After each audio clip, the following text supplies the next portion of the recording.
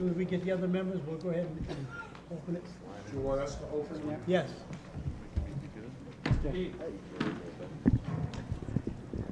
Yes, I'd like to convene the meeting of the Finance Committee. In attendance is Mrs. Catulli, Mr. Camerano, Mr. McDonald, Mr. Trudell, Mr. Gray, and myself, Frank Heath.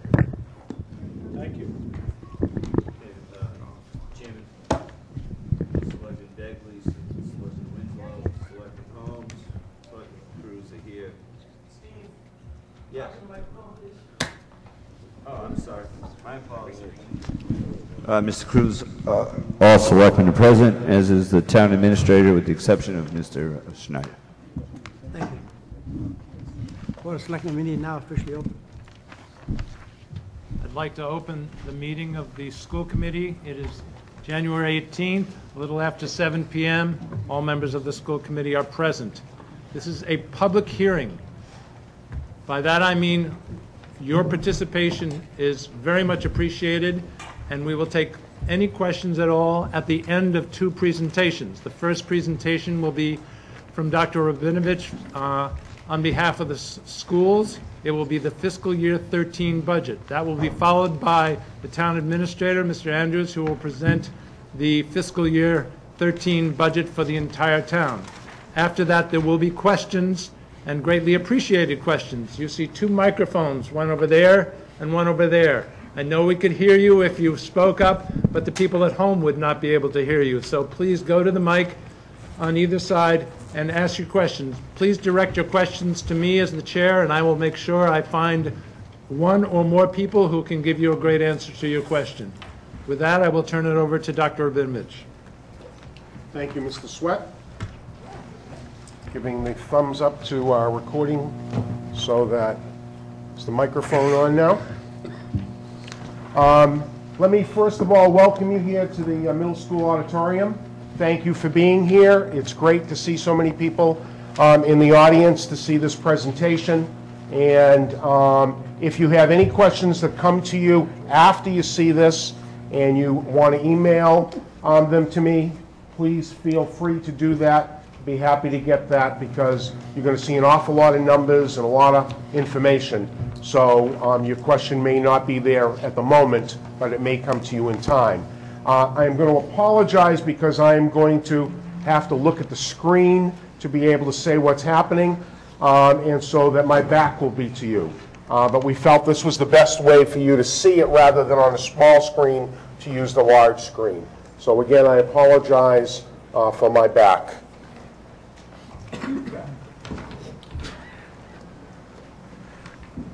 Okay. The budget process started in November, where each of the department people, principals, directors, coordinators, were asked to put together a budget of what they needed. It wasn't what they thought we could afford. It was what they thought they needed to have an educational system that would provide the best education for our children. And those are the numbers that you're going to see before you. On the 20th of December, we brought that presentation together, and we did a full day from 9 a.m. through 4 p.m. in the afternoon to the Finance Committee. We had one member of the school board. We had some other guests, but it was a full day. It was televised, and it has been shown on TV at least 3 times, I've been told. And if anybody in the family has a sleeping problem, I'm told that it will work very well for you. On the 11th, I made almost this exact presentation to the school board. They had some clarifications that they wanted. I've added those to this presentation. So this is the 3rd edit of this presentation. And if we hear things that need clarification, when I come back before the board looking for their vote next Wednesday on the 25th, because we need to present this to the town administrator by February 1st, I will add those clarifications if necessary. Here we are tonight, public hearing on the budget. What am I trying to communicate? First of all, the money we have requested is needed to close the achievement gap between Wareham's children and the state's average. You will see a chart in the following slides that will show you the difference between our scores, if we take all of the average of all of the scores called the CPI, and compare it to the state average CPI, you will see that there is a gap. When I get to the slide, I'll go into more detail, but you will see we mirror the state. When the state goes up, we have gone up, but the gap remains. Our goal here is to maximize opportunities for children. The average is not good enough, and minimum is not good enough. Our children deserve more. The people who live in town should not have to think about sending their children to another school system because certain things are not offered in our buildings, or the technology isn't where it should be.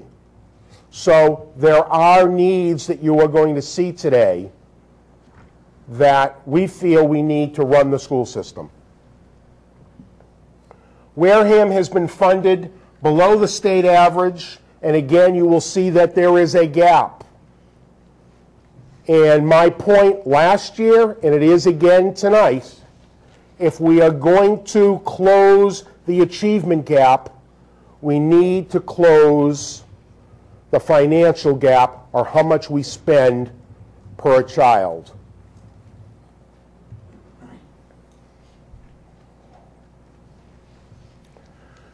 This is the chart I was talking about.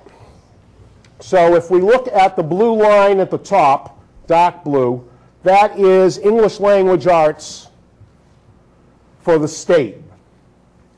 And if you look in the lighter blue below it, there is Wareham. And you can see, if you draw a line through it, that the two lines are going up, but there is a gap between them. And again, that is the average achievement. We don't want just average. We want better than that. We have not made average. Do we have children who do better than the average? Absolutely. But the mandate, according to the state and the federal government, is that we need to educate every child to be proficient. If we look at mathematics, the red line is the state, the yellowish line is Wareham. They've gone up, we've gone up. The gap remains.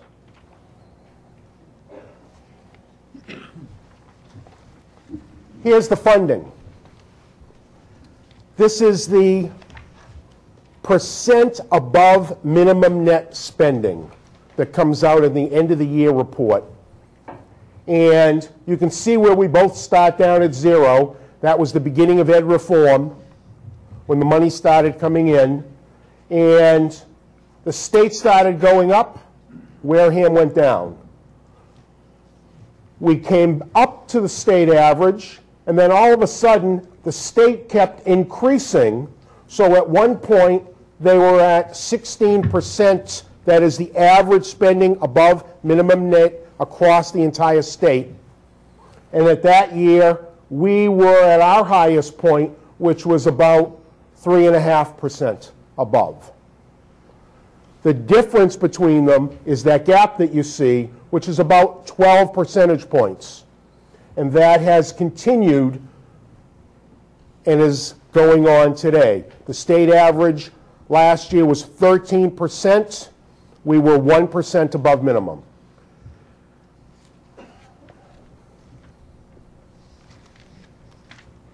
A year ago, and I will repeat, we had a theory about how we could close that gap in achievement.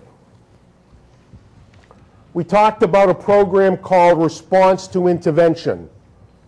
And on the next slides, you will see what we have done up to this point, but the work that we have to continue. We said implement and enhance supervision and instructional leadership.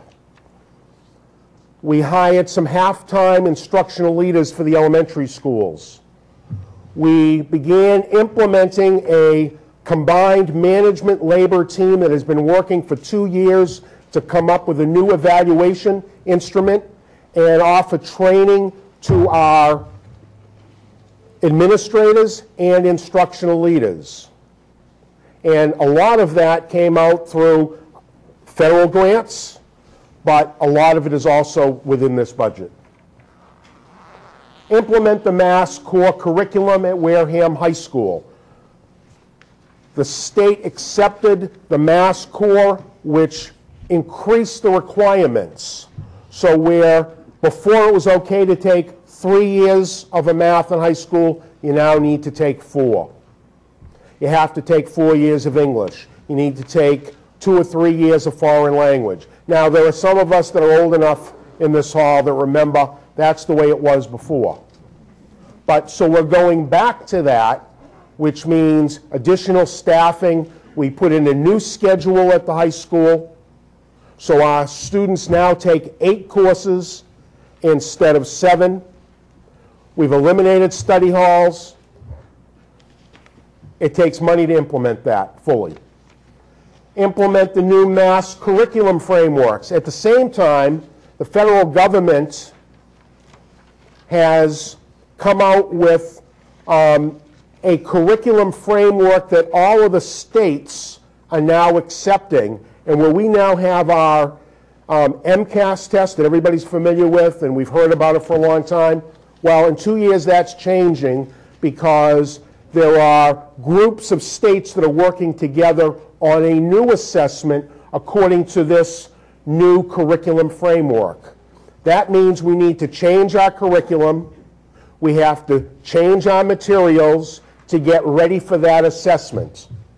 And we can't wait 2 years because that would be unfair to the children that have to take that assessment. What was done and what needs to be done? We hired 2 half-time instructional leaders for both elementary schools. After working almost a year, or it's a half a year, we have figured out we're asking these people to do too much in that half-time. So in the budget, I have asked to take those instructional leaders and make them full-time so that the 2 half-time positions in each elementary would become 2 full-time. And that is so the sphere of influence of a supervisor is 15 people instead of 45 or larger. And if any of you work in industry or in business, you know to have a meaningful supervisory relationship, it can't be much larger than 15. And some would argue that that's too big. By June 30th, the K to 6 grade teachers will have had a 36-hour course. So we didn't just tell people about RTI. We actually took group after group to have training. 36 hours of a course for teachers. First it was grade 3, then it was grade 2 and 4.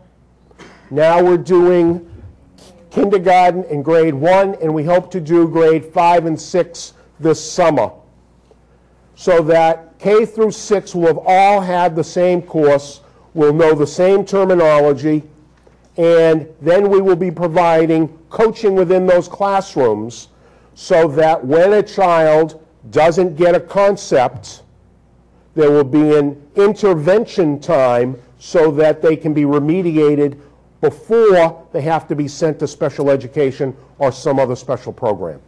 Dr. Rabinovich, could you just tell the public what RTI stands for? Response to intervention. Thank you. And maybe on the website we can have one of the videos placed so that the people that are very interested in it can get a little more than that. Otherwise, this presentation will go much longer than people will want. Grades 7 and 8, that is a hope that we continue the RTI training. But during the next year, but we have to make sure about funding and so forth. So that is the hope, so that we actually go K through 8 with this RTI program. Something we have already done. Wareham was chosen as an early adopter by the state to work on the new teacher evaluation, principal evaluation, superintendent evaluation. Believe me when I tell you, we have been meeting, there's a committee of about 8 of us that have been working combined management labor, sitting down, working on this, clarifying it, and we hope after 2.5 years we're actually going to have a product that we'll be able to share with the Department of Education, because they have to sign off on whether it meets their regulations. But just being accepted as an early adopter means that the state recognized the work that we have done. The Joint Labor Management made a presentation at a school committee conference. It was a joint Mass Association of School Committees and Mass Association of School Superintendents had a conference meeting down in Hyannis in November. This entire group of 8 people put on a 2-hour presentation that was very well received by the members there, and we have received multiple calls. In fact, this morning, the curriculum director, Mrs. Rotella, and I met with the superintendent from Bourne, explaining to them what we have done to try to give them a head start on the work that they need to do. And we have ongoing training. We have a consultant that will be in the district for 2 days later this month, working with our instructional leaders to make sure that the work that they do on evaluation is beneficial and efficient. Next steps. The Joint Committee needs to finish their work on the evaluation system to make sure it's compliant with the new state regulations. We have to get it checked by the Department of Elementary and Secondary Education. That's what DESE stands for. And training for all the administrators to ensure consistency and fairness has to continue. That is an ongoing process to make sure that the work we do helps teachers do a better job. Also progress. We have a new block schedule at Wareham High School. We have a signed memorandum of agreement, that's the MOU, with the Wareham Education Association, WEA, to create a new schedule for Wareham Middle School, and we had our first meeting with that scheduling committee, I believe it was yesterday. So we've started work on that. We have a new literacy curriculum written by a committee of teachers, which is now being implemented. What do we need to do next?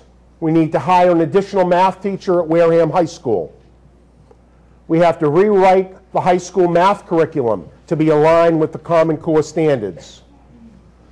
We have to have training for our advanced placement. That's what AP stands for, our AP teachers at Wareham High School, and we have applied for a state grant. Actually, it's Mass Insight, which is a private foundation that is working with us, and we hope that they will grant us.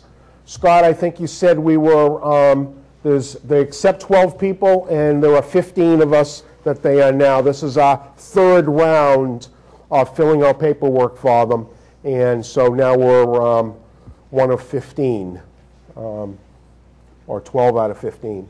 And we need to buy materials for our literacy curriculum that is just being implemented, and we need to buy new math materials for the math curriculum that is going to be rewritten this summer.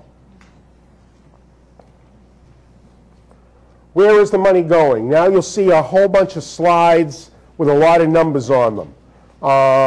So we'll do the best we can, and I'm not sure if some of you got, but there are multiple ways to see our budget. There is a 1-page budget that breaks it down into the 7 major categories. That's the first couple of slides you're going to see. Then there is a 3-page document that breaks those down into 4-digit numbers. So when we talk about the 1,000 accounts, you'll see there are about 5 different 1,000 accounts. And when we get to the 2,000 accounts, there probably are 20 2,000 accounts. And I'll explain what those numbers mean next. All right, net school spending budgets broken down into these 7 categories. 1,000 accounts. This shows you what was available. So that's the money that was actually voted at town meeting once it all came out. That was what was for district leadership. Then we had what was available in 12. Then we have what we've asked for in 13. You see the difference, $21,000. I'm going to keep rounding off instead of saying all the, and that's about a 3% increase. Instructional services, where you would want the money spent because that is in the classroom, that is where the largest increase is, $1,349,338 increase, or 6.88%. Rounded off to 6.9. Student services, this actually went down by a small amount, down 2.31%. Operations and maintenance, that's where we have our heat, our utilities, if we have to fix anything, custodial services. So here we have an increase of about 4.85%, or $132,708. There will be slides coming that will explain those numbers to you. Leases for copiers up $5,689, and payments to other districts, the 9,000 account, up $311,552, for a total of $1,804.76 increase from last year's approved budget. So that's what that number represents. Now I'm going to go through the individual numbers so you can actually see where the increases came and why. One of our members asked to have this included. For each of the various accounts, in the 1,000 accounts, which is administration, there is a staff of 7.49. That is the superintendent's office, superintendent, the administrative assistant, secretaries, payroll clerk, and the technology office, which would be the technology coordinator, as well as the secretary in that office. The 2,000 account, that is the classroom. That's where we have teachers, paraprofessionals, our principals, assistant principals, and that is 325.85. Don't ask me who the 0.85 person is, because I don't know. That's in the school buildings. Student services, the 3,000 account, 6 people. That's the school nurses and 1 attendance clerk. 4,000 account, maintenance, there are 27 people who are custodians. They are also, we have 2 grounds workers, the people who go around, and the other day it was a little slippery, the person that's sanding the Minot Hill, one of our grounds people. And technicians, we now have 3 technicians that go around when the computers don't start and so forth and so on, that run around the district trying to fix the 1,000 or so machines that we have. Net school spending budget.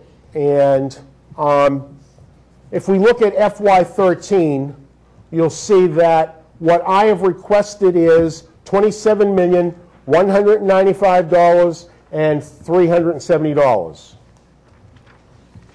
Difference from the year before is $1,804,576, or a 7.1% increase. If we take the number that was used as a placeholder in the town administrator's budget that you'll see when Mark does his presentation. That was $24,438,924. The difference between those two numbers of what I say I need to run the system and the number that is in the town's budget is $2,756,446. Why the increase to this year's budget? Classroom teachers, instructional leaders, additional interventionists. CBA stands for Collective Bargaining Agreements.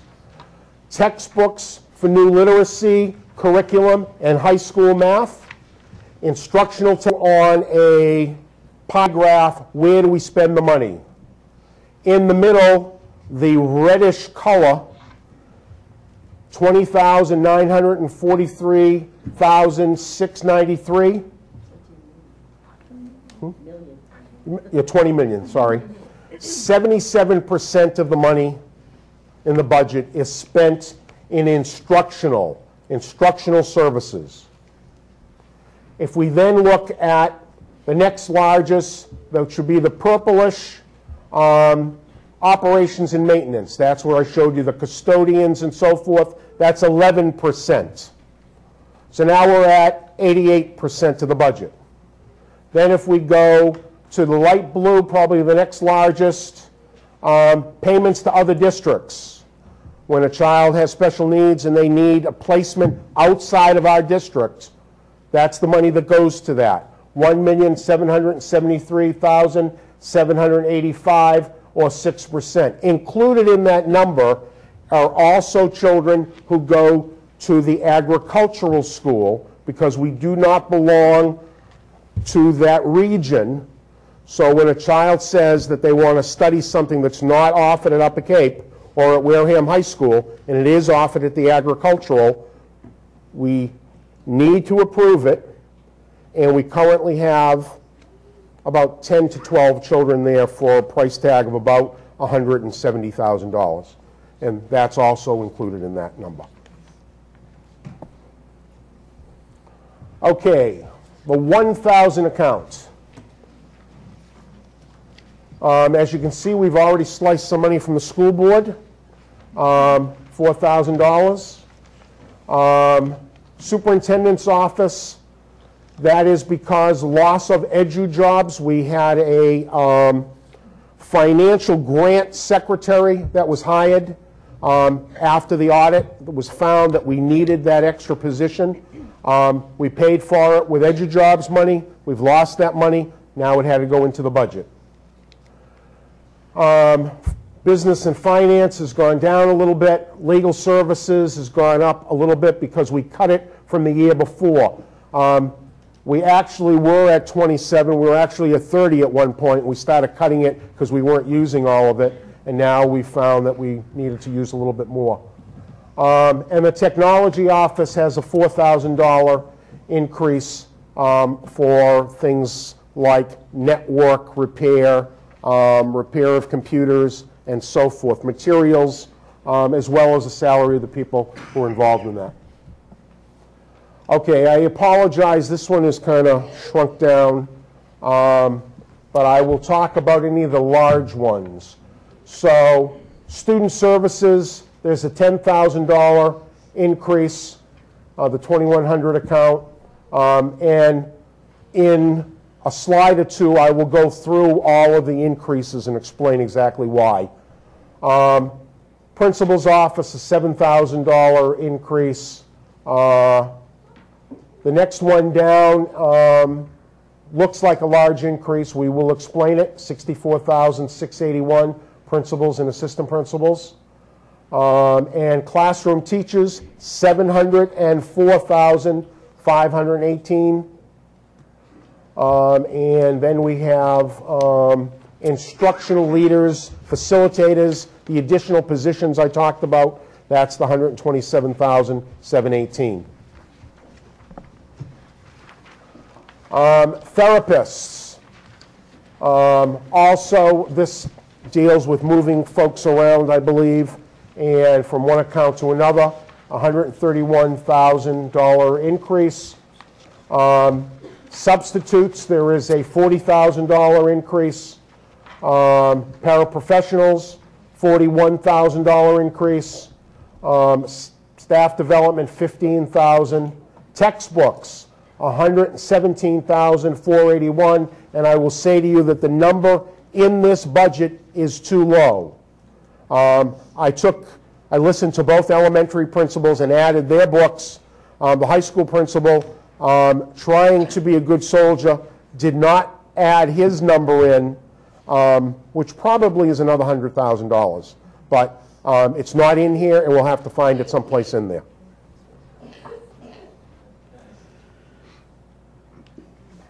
As I said, 2,000 account is huge. Instructional technology, $85,000 or $86,000 increase, and guidance and testing, $8,000. So let's go. That's where the $1,300,000 increase is. All right. On your accounts, when you look at that 4-digit, that is a number given to us by the Department of Education. We have to use that in the account number, so that at each one of the buildings, there would be a 2,210 account for a principal, assistant principal at each one of the buildings. And so we have 28,319 included, because when an assistant principal is paid at a teacher's rate plus a ratio. So if they got a second master's degree, their teacher's salary goes up by a lane, then it gets multiplied. So that's anticipated. We're negotiating with them, actually starting now, so we have money in there for whatever comes out of negotiations. We have a new, this is the all right, Bob, ECS, Early Childhood Services. Thank you. I was looking for coordinator, and it didn't work. So that's a shift in the account, and the asterisk tells you that the total net increase to that is really only $12,881. We made that shift because I felt we needed somebody at East Wareham who was the administrator in charge, rather than having Mrs. Siemens have 3 buildings that she was responsible for. We've reduced some spending at the high school because NEASC happened this last year. That is the New England Association of Schools and Colleges that does accreditation. So we've just gone through the process of accrediting the high school. It happens every 10 years. And before April town meeting, we will have a lengthy report, and I will highlight in the school systems report some of the things that the NEAS report has said that we are missing at our high school. Okay, next. Thank you. 2305, the $704,000 increase in the classroom. We have a job coach that is being shared. Half of the time would be spent at West Wareham Academy, and half of the time would be at the cooperative school, which is our alternative junior-senior high school. A special ed teacher is needed. We need to add a position at the high school. The high school is also in need of an additional math teacher. At the cooperative school, each of the last, well, as long as I've known, and I don't know exactly how long, the last 8 years that I'm aware of, the Makepeace Foundation, the family foundation, has donated $20,000 towards a teaching position at the cooperative school. There was a year, 2 years ago, that we were doing okay with our budget. I did not use the gift that year. I kept it in the bank. And last year I used the full $40,000 when I needed to cut my budget. Unfortunately, that money is gone. I got the $20,000 check, so that's why I had to move $20,000 into the regular LEA budget. Loss of Title II funds for elementary, that means that they have lowered that grant. So that is a federal grant, right? That has lost $47,000. Loss of kindergarten tuition. This economy affects everyone. So where families were in a better place a few years ago, so on the sliding scale that the state tells us we have to use for kindergarten tuition, the amount of money that we are collecting is down $111,000. Because more people, we are now up to 50% free and reduced lunch in the school system. And people who are on free and reduced lunch, am I correct? They don't pay anything for kindergarten. Tutoring after school. One of the problems we've had, and the school committee has talked about it, but I'll bring it to the selectmen's attention. Some of the grants we get from the federal government or the state allow us to offer, with Title I funds, something called SES, which is tutoring. But to qualify for it, you have to be low income. Low income and not scoring proficient on the MCAS test. So let's say you have a child that is not proficient in MCAS, and you're just making it. You're not in that free and reduced lunch, but you don't have the extra money to go out and hire a tutor. You call the school system and say, I'd like my child tutored. So again, the principals have said we need to add money so that we can tutor all the children that need it and want it, not just those that are low income. The low income will be paid for by the grant, but for everybody else, we needed money in our budget to do it. Additional MCAS remediation at the middle school. The middle school is the school that is a level 3 school. It is why the district is under a magnifying glass. Why when we write a grant, we have to send it to another group to approve it before it can get submitted, because we have one level 3 school in the district, and it is this school, the middle school, and it's because of test scores. So MCAS remediation to try to work on those test scores. Additional funds also for the middle school for its summer school program. And $182,336, which was the 1.5% negotiated raise for next year. The teachers took a 0 last year, 1.5 this year, and I think 2 the year after. And it was a 3-year contract.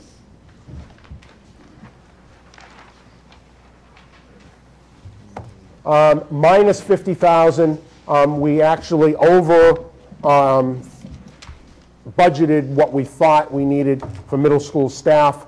Some of the, after the moves and the 8 people who were let go from this building, the numbers went down. Some of the replacements were of less salary, so that's why that's down $50,000.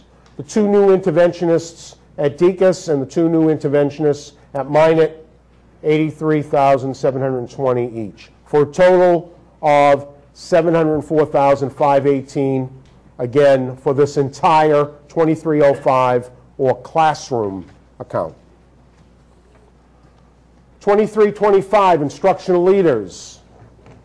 It is separated out by a different number so you can keep track of, it's called instructional leadership.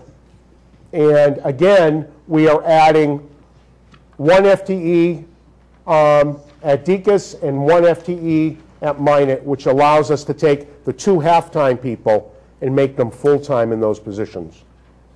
And when we went through this process last year, I recall people saying some of these things made sense, but we really can't afford it all. Can we start off and build up? And that's what we did. We started with a half-time, and now we're coming back and asking to go to a full-time.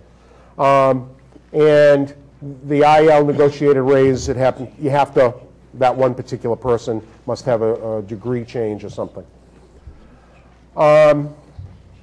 2330, apparel professionals.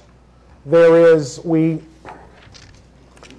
we have one nurse covering 2 buildings. One of them is a smaller building with a specialized program. But to give medications, we need to have the school nurse with the proper certification to do that. So while that nurse goes to the second building in order to give those medications and to do whatever she needs to do there, we have hired a half-time CNA position to cover the building that she's out of. And so that is that increase. And then all of the paraprofessionals, and I don't know exactly, but maybe we're talking 25 people or so. That's where that $34,704 negotiated increase in steps from a contract that was settled 2 years ago.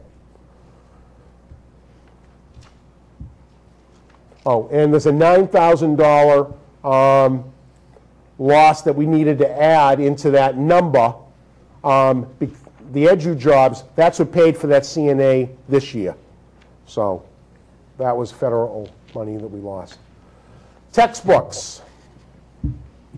$62,813 for Deaconess, $65,000 for Minot, $4,000 Wareham High School. We reduced the middle school because we had put extra money into that account last year when we were buying new math textbooks for the middle school. Additional funding, Co-op West, East. Oh, all right. When we start a new program like the cooperative school, we kind of beg, borrow, and steal the materials from the other schools. So we needed to give them some money in their budget so they could buy replacement textbooks. So that's what that number is. So the total is $117,481. 2451, instructional technology. We do an analysis every year of where we have too much funds, where we don't have enough funds. We spent over the amount by $6,700 in something called technology other. We needed to add. The co-op needed a new mobile computer cart. That's so that we can move it around to all the classrooms where it's needed, and it's its own wireless internet port, so a whole class can go onto the computers.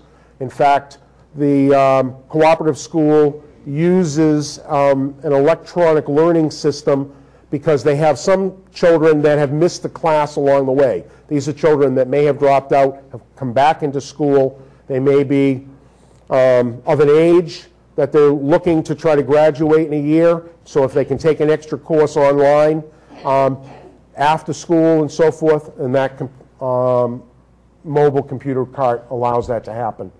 Wareham Middle School, the principal is looking to add smart boards into classrooms that do not have them. We had, I believe, one smart board, Howard. Where are you, Howard? We had one per team area, and we're looking to increase it to 4.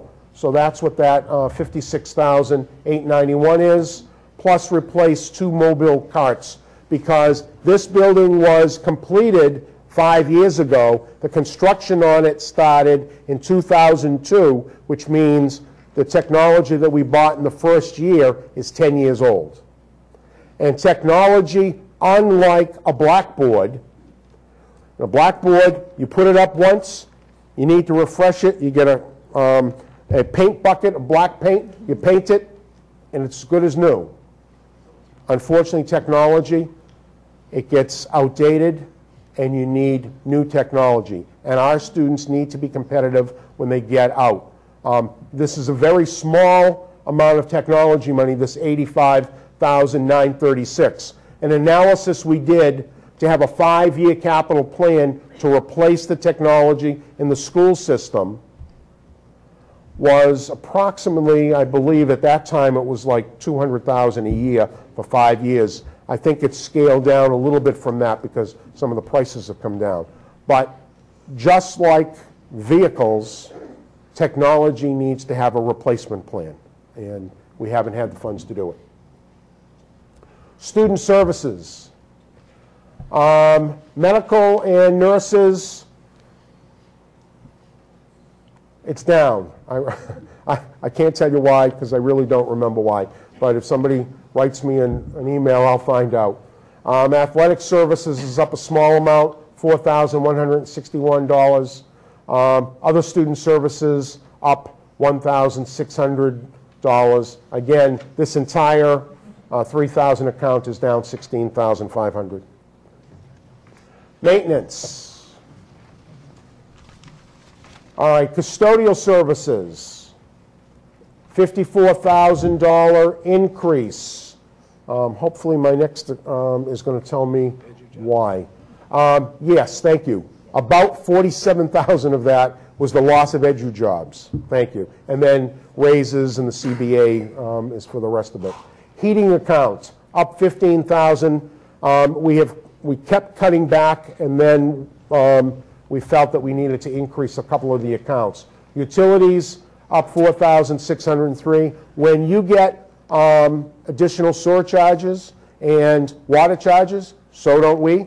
I believe this building is a 35 EDU, so those are fixed costs that we have to pay. Maintenance grounds went down. Again, we analyzed the spending. We found where we could reduce. Maintenance of buildings, we needed to increase by $5,800. Maintenance of equipment up $8,489. That's part of the problem when you have an aging stock of buildings. You need to spend more to maintain them. Network and telecommunications up $47,964. And I'm hoping the next slide tells me why. Maintenance contracts, all of that, okay. Okay, and all right, so here's the individual explanations. The 4110 custodial services, $22,483 was overtime, but the double asterisk tells me that we moved $17,000 of building check money. We send our head custodians around to the buildings on Saturdays and Sundays and holidays to make sure that the heating systems are working and that the security is intact. The $42,095 loss of edu jobs is some of the major money in that account. Thank you. $4,400 telecommunications. All right. We had each of our buildings had a tech para, somebody who works in the building, and they are the first person to do triage when something goes wrong on a computer.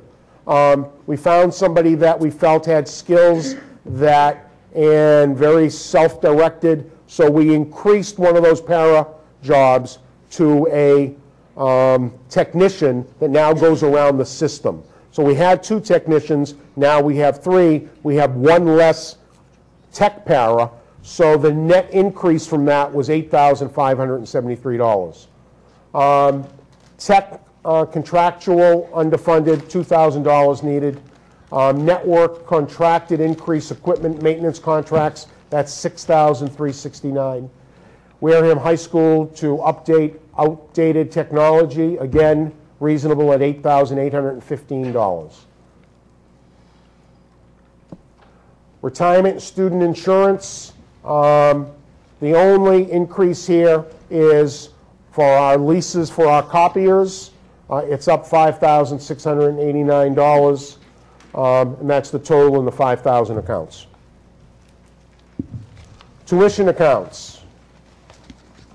So program systems in Massachusetts, that is the number that I said to you was the agricultural school, that $140,550 in next year's budget. Last year it was $162,423, and I'm not quite sure if it's under budgeted because recently we've had a number of applications. Programs, schools in other states, we had a child that had a placement in another state. We don't any longer, so that's gone. Programs in private, I want to explain with the asterisk why a $426,000 $827 increase. The total is because this last year, the federal government did something that they hadn't allowed us to do before. We get some grant money called IDEA, Individuals with Disability Education Act, thank you, worth about $680,000, thereabouts. They allowed us to carry some of that money over into this school year.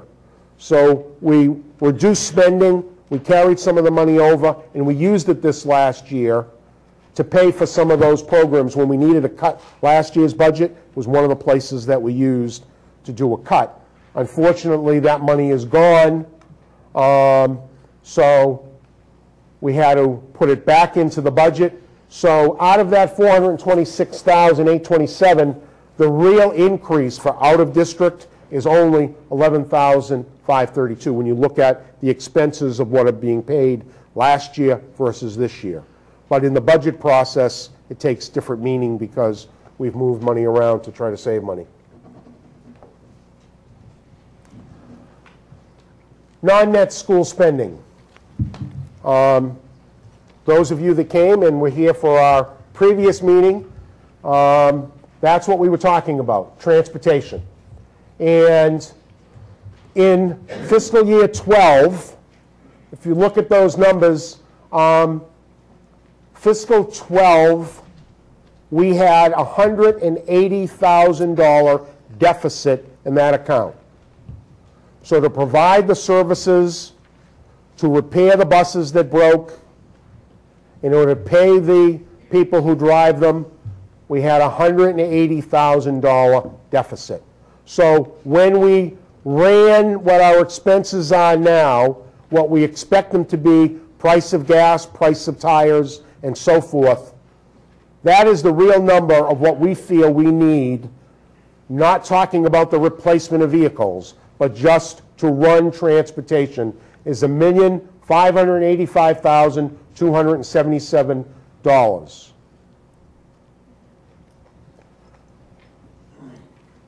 Now, if that doesn't occur, and we start off with a deficit of over $200,000, I will have to propose to the school committee some drastic measures. One of those measures could be not transporting grades 7 through 12. I don't recommend it, but if I have to cut the budget, it is a place, because legally, K through 6 is what is mandated by law. However, if we do that, I believe it's going to cause safety issues, traffic issues, and attendance. Federal law says our students have to be here 95% of the time. That isn't going to occur if we don't have transportation to get them. We have many families that have one car, somebody's off to work, who's going to bring that child? And we have many areas where we don't have sidewalks. So saying that they're going to walk to the middle school and high school from Rose Point or from wherever in town isn't going to work. And what is not included in that number, and what we talked about earlier, and I just wanted to make sure that nobody forgot about it, we have 25 vehicles that are over 11 years of age and need a replacement plan. During the last 6 years, the money that we have spent is there on transportation. If you look in 207, minus 3%. 210, minus 2%. 212, minus 7.2%. We are providing more services for less money.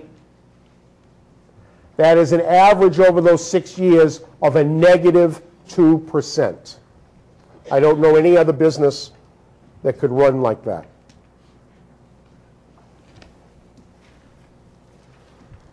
The total budget that I will be asking the school committee to consider is $28,780,647. Last year, it was $26,752,446, or the difference using both net and non-net is $2,028,201, or 7.58% in total. First of all, this budget is the budget of the principals and myself. School committee has seen it, but they haven't taken a vote on it. As I said in the beginning, if we are to close the achievement gap for our children, we need to close the funding gap. When we finished the 2012 budget, the Wareham Public Schools lost 8 positions. So last year's budget did not go without someone losing their jobs. 8 people lost their jobs in the school system. The deficiency, the difference between what is in the town's budget now and what we are requesting is $2,756,446. If you divide that by $40,000, which is a beginning teacher of about 2nd or 3rd year with a master's degree, that equals 68 staff cuts. I know that this is preliminary. We do not have the state figures, but we have a large problem. And that is what I'm here to communicate to you. Because none of the programs we talked about tonight will be able to run if we need to cut 68 people.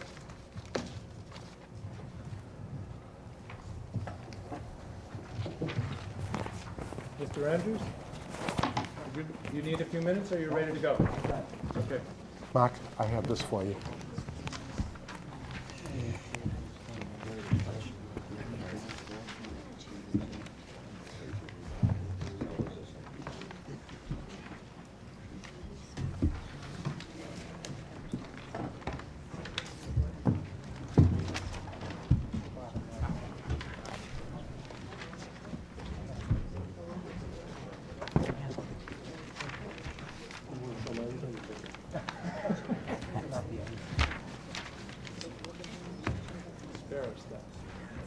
Good job, Barry.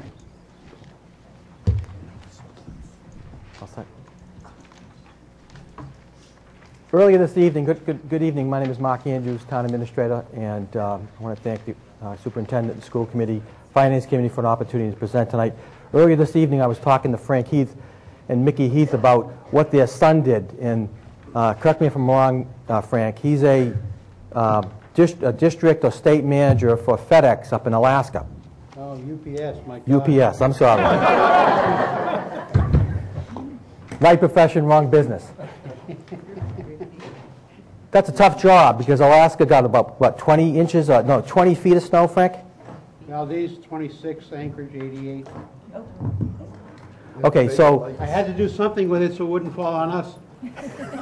that's a good idea. So you've got this tough position up in Alaska, and right underneath that is the superintendent of schools, and I'll even throw myself right underneath it because town administrators, town managers, mayors across this Commonwealth will be talking over the next several days about every issue that you heard here this evening. And let me bring a couple other scenarios too, because what the school department, what the school district actually represents for the town is about 1/2 of our budget. But in the end, as we get to the presentation, you're going to see some of our costs, including pensions, that went up over 20%. We have got to cover it. Healthcare costs up over 14%. We have got to cover it. The state does not allow you to run deficits in any part of the budget because you won't be able to set the town's tax rate. If that happens, then we're basically running on really empty, if you will. Derek? So we've got a balanced budget because the superintendent was, and rightly so, stated that we don't have the governor's budget, which will be coming out later this month. Governor's budget, House 1, will tell us about what he thinks the school district should be funded at. They get a separate line item in the state budget called Chapter 70 that goes directly to the school district. And the town gets something else called unrestricted local aid that goes directly to us. But we're starting off with the 2013 budget that's balanced.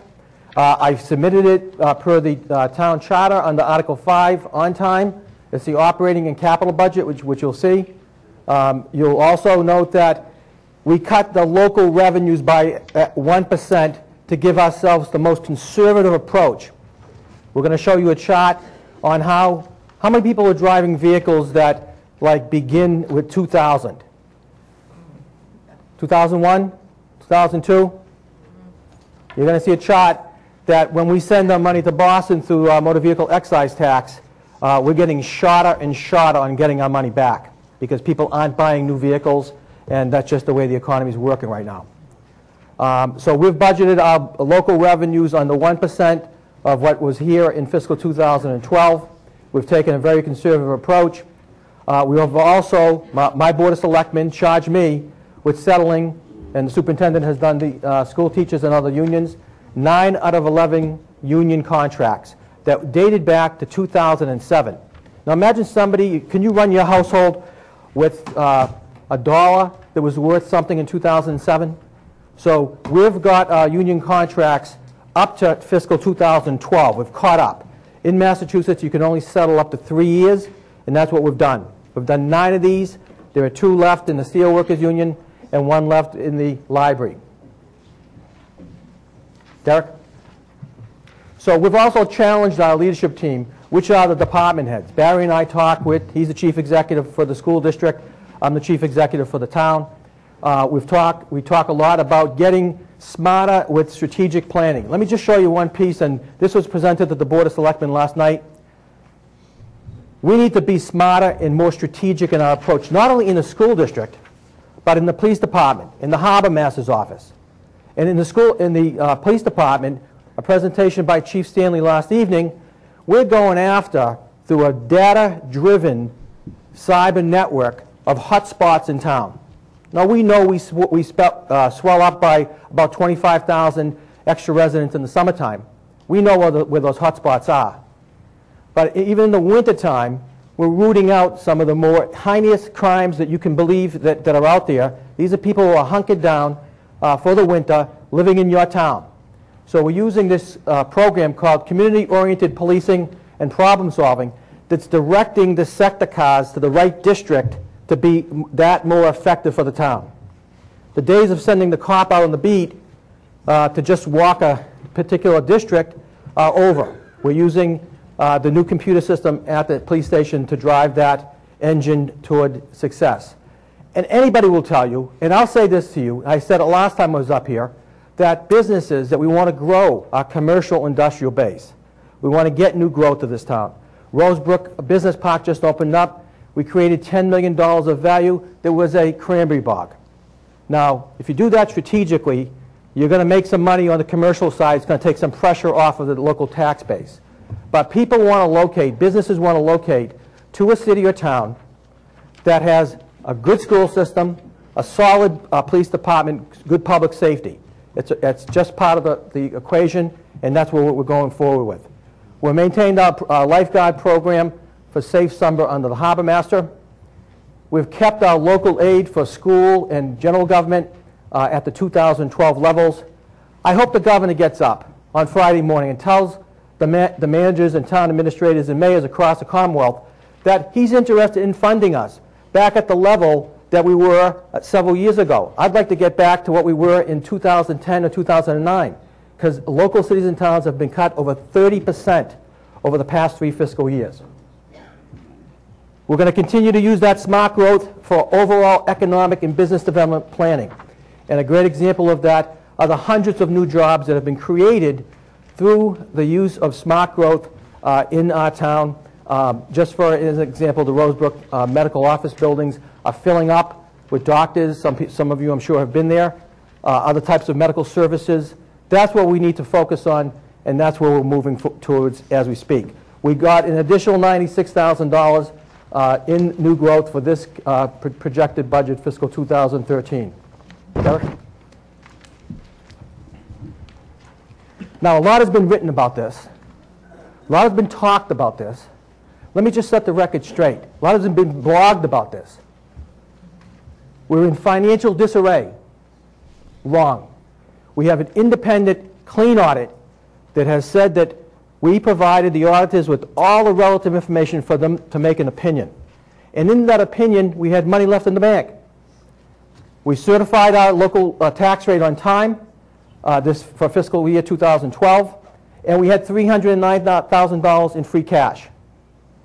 Now, the school committee and the Board of Selectmen, with, I'm sure, the able help of the Finance Committee and the capable assistance of I see the chairman of the Capital Planning Committee, will be working to try to use those resources to solve some of the problems that we have.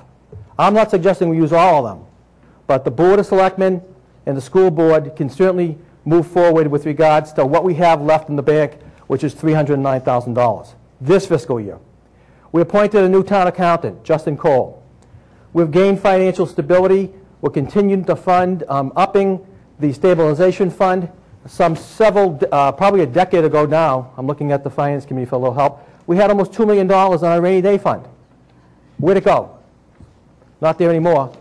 We've been putting it back in year incrementally to be able to build back a rainy day fund.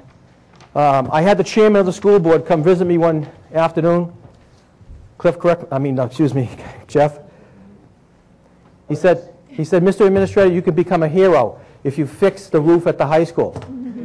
I don't want to be a hero. I just want to be the professional that delivers. We'll get that roof fixed some way, somehow. It's got to be fixed because we won't have championship basketball teams if we don't play in their own building.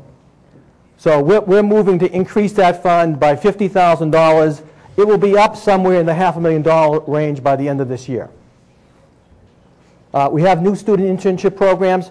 We have a couple of interns from Mass Maritime. They're working with the police department on how we would best battle a hurricane. How would town management function if you had to come pay your tax bill and we don't have a computer system working?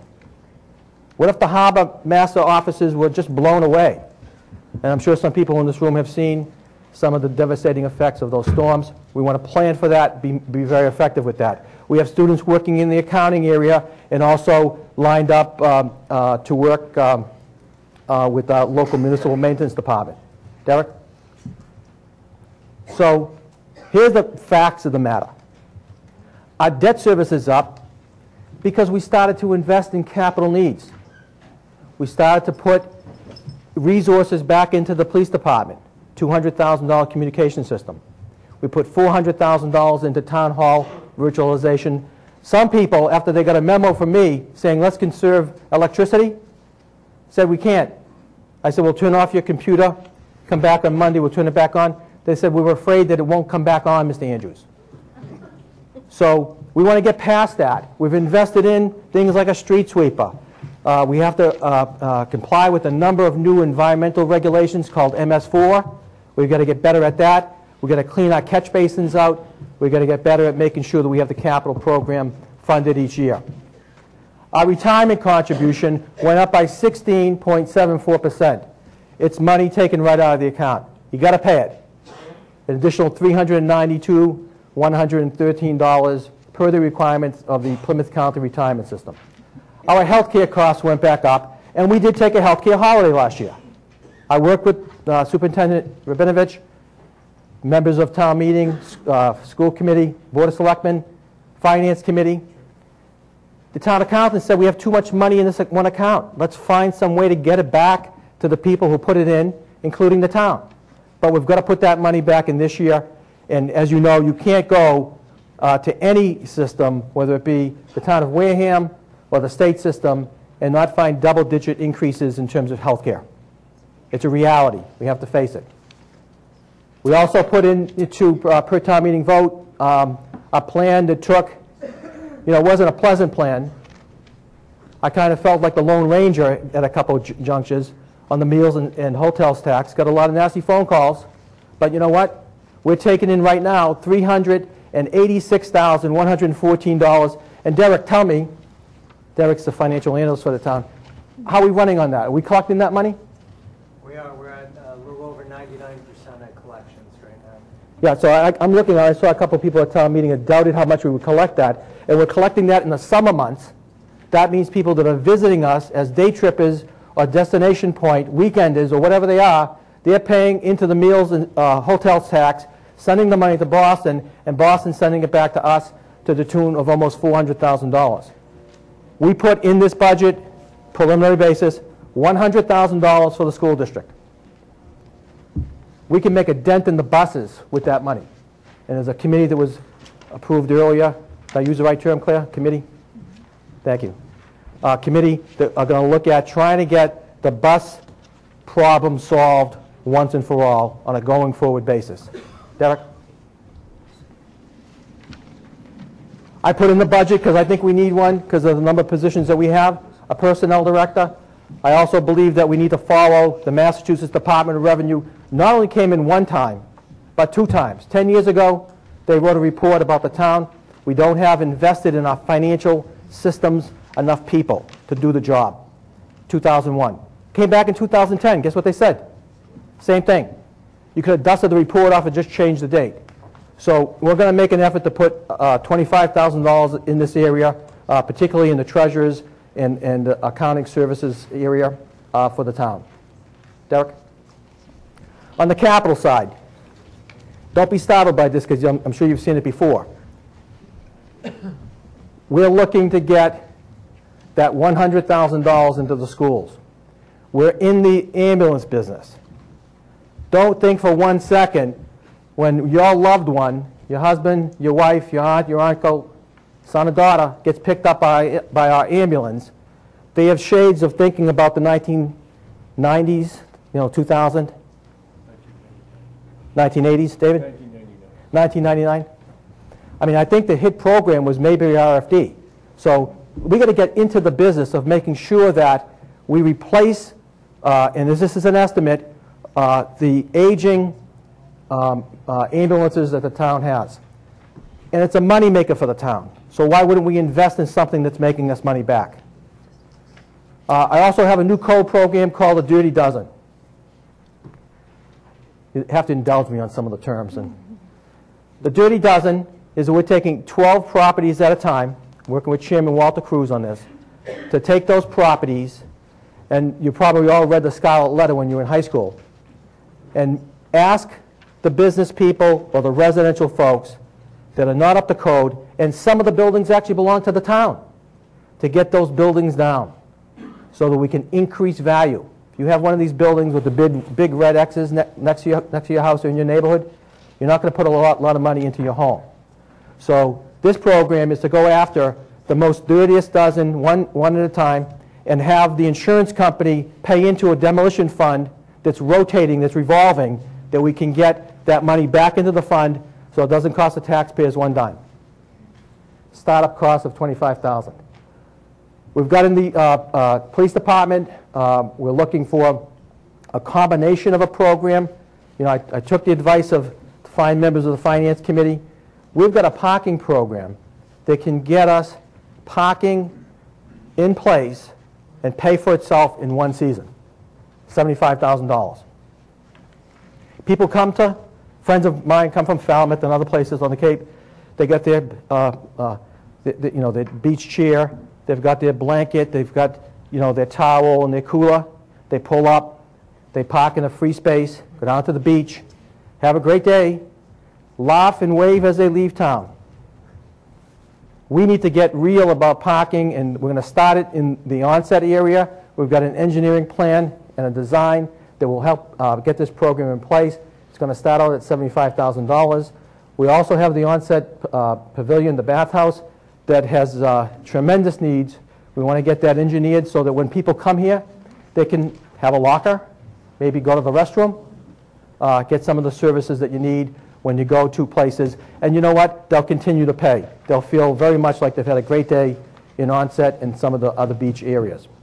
We've got $36,000 for defibrillators for public safety. I don't understand the rationale. It's like playing Russian roulette that you're going to put a defibrillator. By the way, you can't go to a health club. They're on the walls. You can't walk into the library, not find one. It's going to save somebody's life. Already has. We want to put them in every police vehicle. Some people have suggested maybe every other vehicle. Not good enough for me. So we're hoping to get $36,000 of that funded in this budget. Derek? Okay, here's the magic dollar bill. We did this last year. But where does the money come from? Well, 25% comes from expected, anticipated local aid to Chapter 70 and the town's unrestricted local aid. Derek? 54% comes from, and hold on for a second, Derek, what we can tax. We've taxed at the levy limit since I've been here, 2 years. Now, it would make me feel better if we didn't have to tax at the levy limit, but that's about $800,000 in the budget. So we're doing our best to capture our local tax dollars through that process. Derek? 11% comes through the enterprise fund, the water treatment facility. 8% comes from other local receipts, fees, and fines and licenses that are paid. Derek? 2% comes from funding sources from emergency medical services, the harbor master, and parking fees. I want to grow the parking fee side of it because people won't even think about it. They'll just pay it. It's automated. There's no cash involved. They come in, have a great day or weekend. They go home, and they'll actually, I think, feel better about it. Okay, where's the money go to? Public safety, police department, emergency medical services, 10%. Derek? What comes from other cherry sheet offsets, which are included, which are called county and other state assessments, snow and ice, the assessor's overlay. If you had to file for some type of abatement with the assessor's office, that's where that money comes from. Derek? Okay, so to Barry's point, we're making an effort here.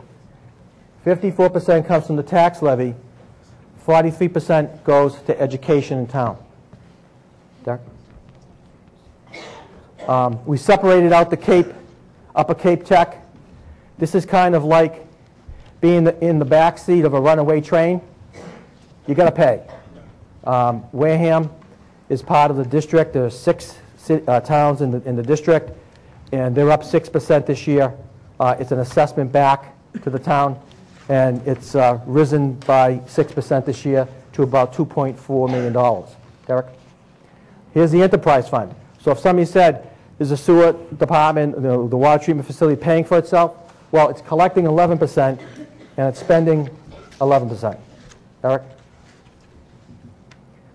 Here's what's really up, that you can't escape these costs, and the town has to put these aside. The employee benefits program, including pensions, health care, and other insurances, workers' compensation, unemployment insurance, is up 16%, makes up 16% of the budget. Derek? Municipal maintenance makes up 3%. And then general government, the other town offices, plus one more slide, makes up 4%. So if you take what we're running the town with, it's 7% of the dollar bill. And that includes clearing the streets when the snow flies. I'm going to take Frank's advice, and hopefully we won't get any snow this year. It'll all go to Alaska. But the idea here is that, and we get the phone calls. They came down my street, they didn't clean enough, they got to come back. Can you fix this catch basin? My front yard is full of water. You know, the system failed in some way, shape, or form. You have to respond, and that's coming basically between municipal maintenance, general government, the tax collector's office, all the other offices, town clerk, Derek, and there's one more sliver, and 1% for debt service in terms of what we actually are projecting for expenditures.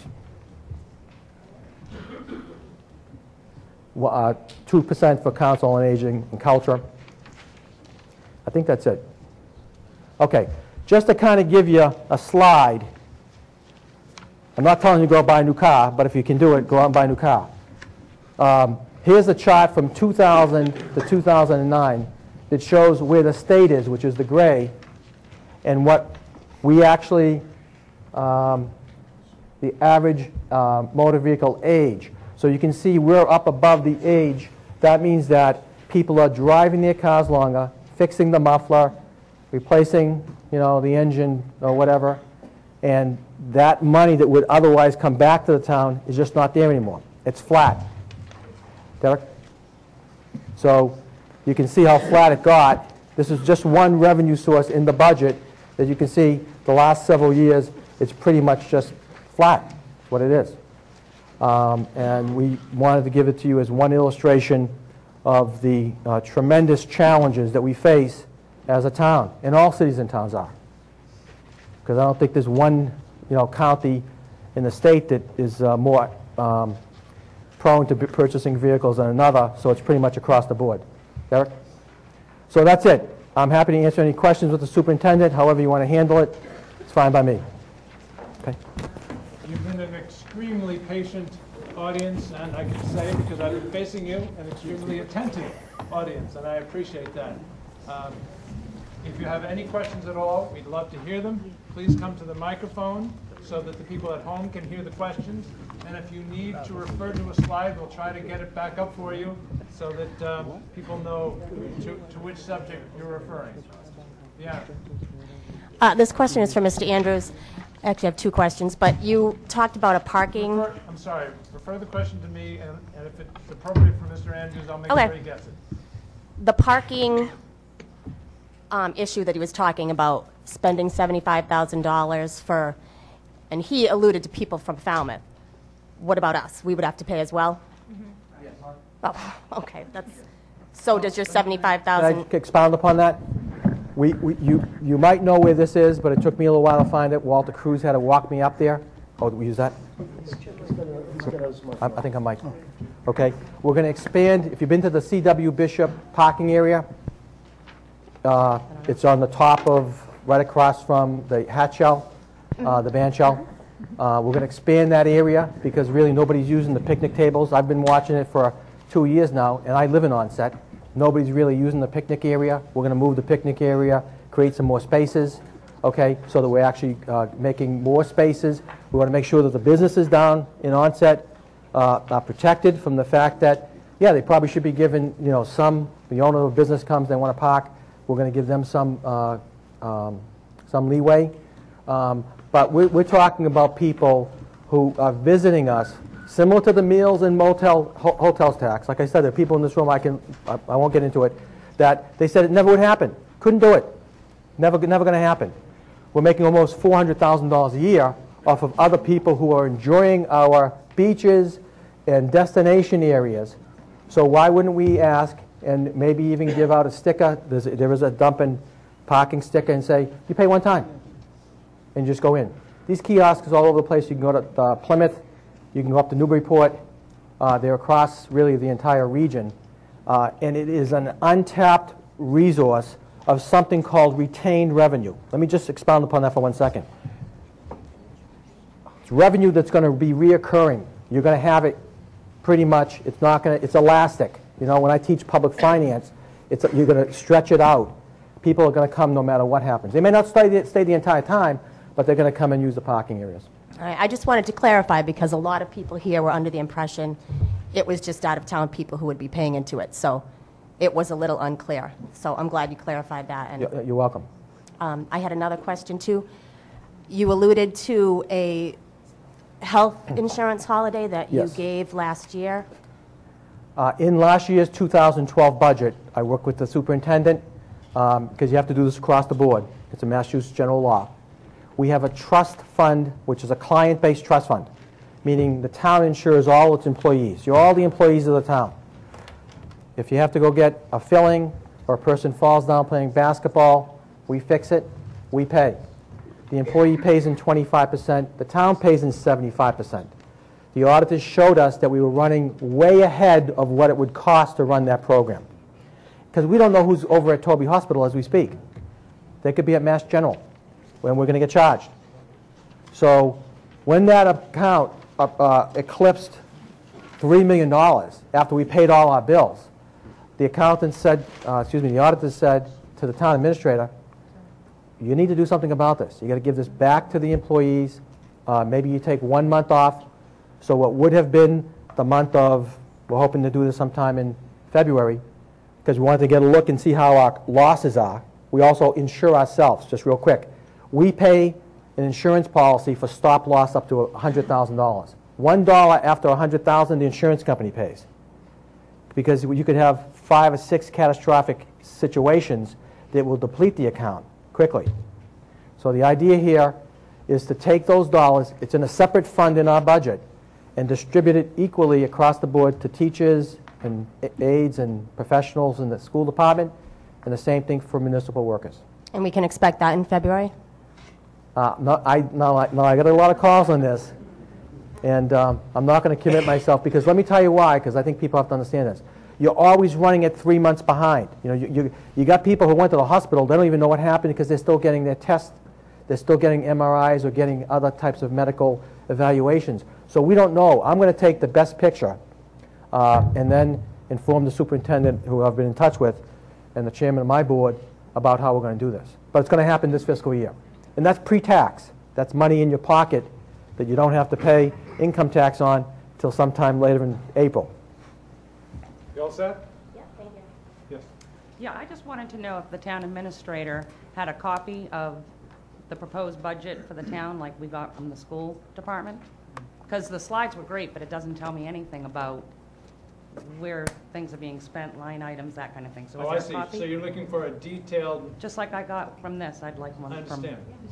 Yeah, there's a copy in the selectman's office, my office. You're happy to come by. We'll Xerox a copy for you, whatever you need. Oh, it would have been nice to have it tonight. It's that thick? Well, I still would like to see it, though. It's a pretty thick document because... I know, but the slides were great, but it doesn't give me the details that if we have to cut on the school end of it, I'd like to see what we're really spending on the town end of it to see Just where need we to come might by the go. office, we'll make you a copy. Great, thank you. You're welcome. Any other questions? Yes, good evening, Mr. Sweat. I'm going to have to couch my question and then talk to you a little bit about my question. Is that all right? Yes. Thank you.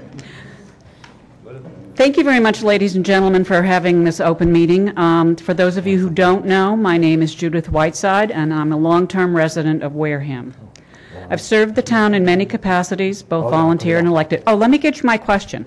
Why have we not truly and honestly addressed the capital outlay needs of the high school and other portions of this town? That's my question. Okay, now I'm going to go back.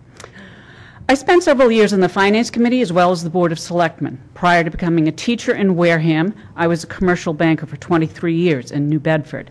As a senior vice president, I had the responsibility of overseeing a department of 20 individuals, and every year managed and created several $1 million worth of loans, investing in the bank's market area, which included Wareham.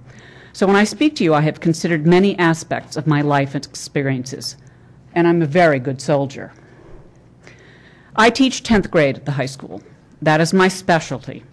I cajole, coddle, tease, insult, and use many other techniques to get my students to read, and to read well, and to understand what they read, and be able to discuss what they read, and relate it to their own lives, as well as today's current events. This year we have one of the local newspapers is delivering a weekly batch of newspapers, and every student in the building is interested in reading about the town of Wareham. My students must pass the MCAS, and this may not have been said publicly loud enough, but I'm going to say it really loud and clear. Every student in Wareham High School last year who took the English Language Arts MCAS passed. Yeah. Don't thank me, thank them. They worked very hard.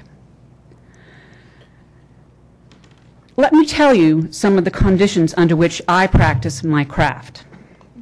The roof leaks, so that probably 3 times a year I have a wastebasket catching the running water as I try to teach Hamlet. Then, for several months after the leak in the roof, I have a stained ceiling, a daily reminder of underfunding. One classroom across the hall from me was so badly flooded 2 years ago that the paint sloughed off the wall, and a major portion of the ceiling had to be removed so that mold, an environmental allergen, was reduced. The classroom next to me flooded because a heating pipe froze in the classroom and spewed water over books and lots of wiring. The gym regularly has to be closed or repaired because of roof leaks. That includes moving many exciting games.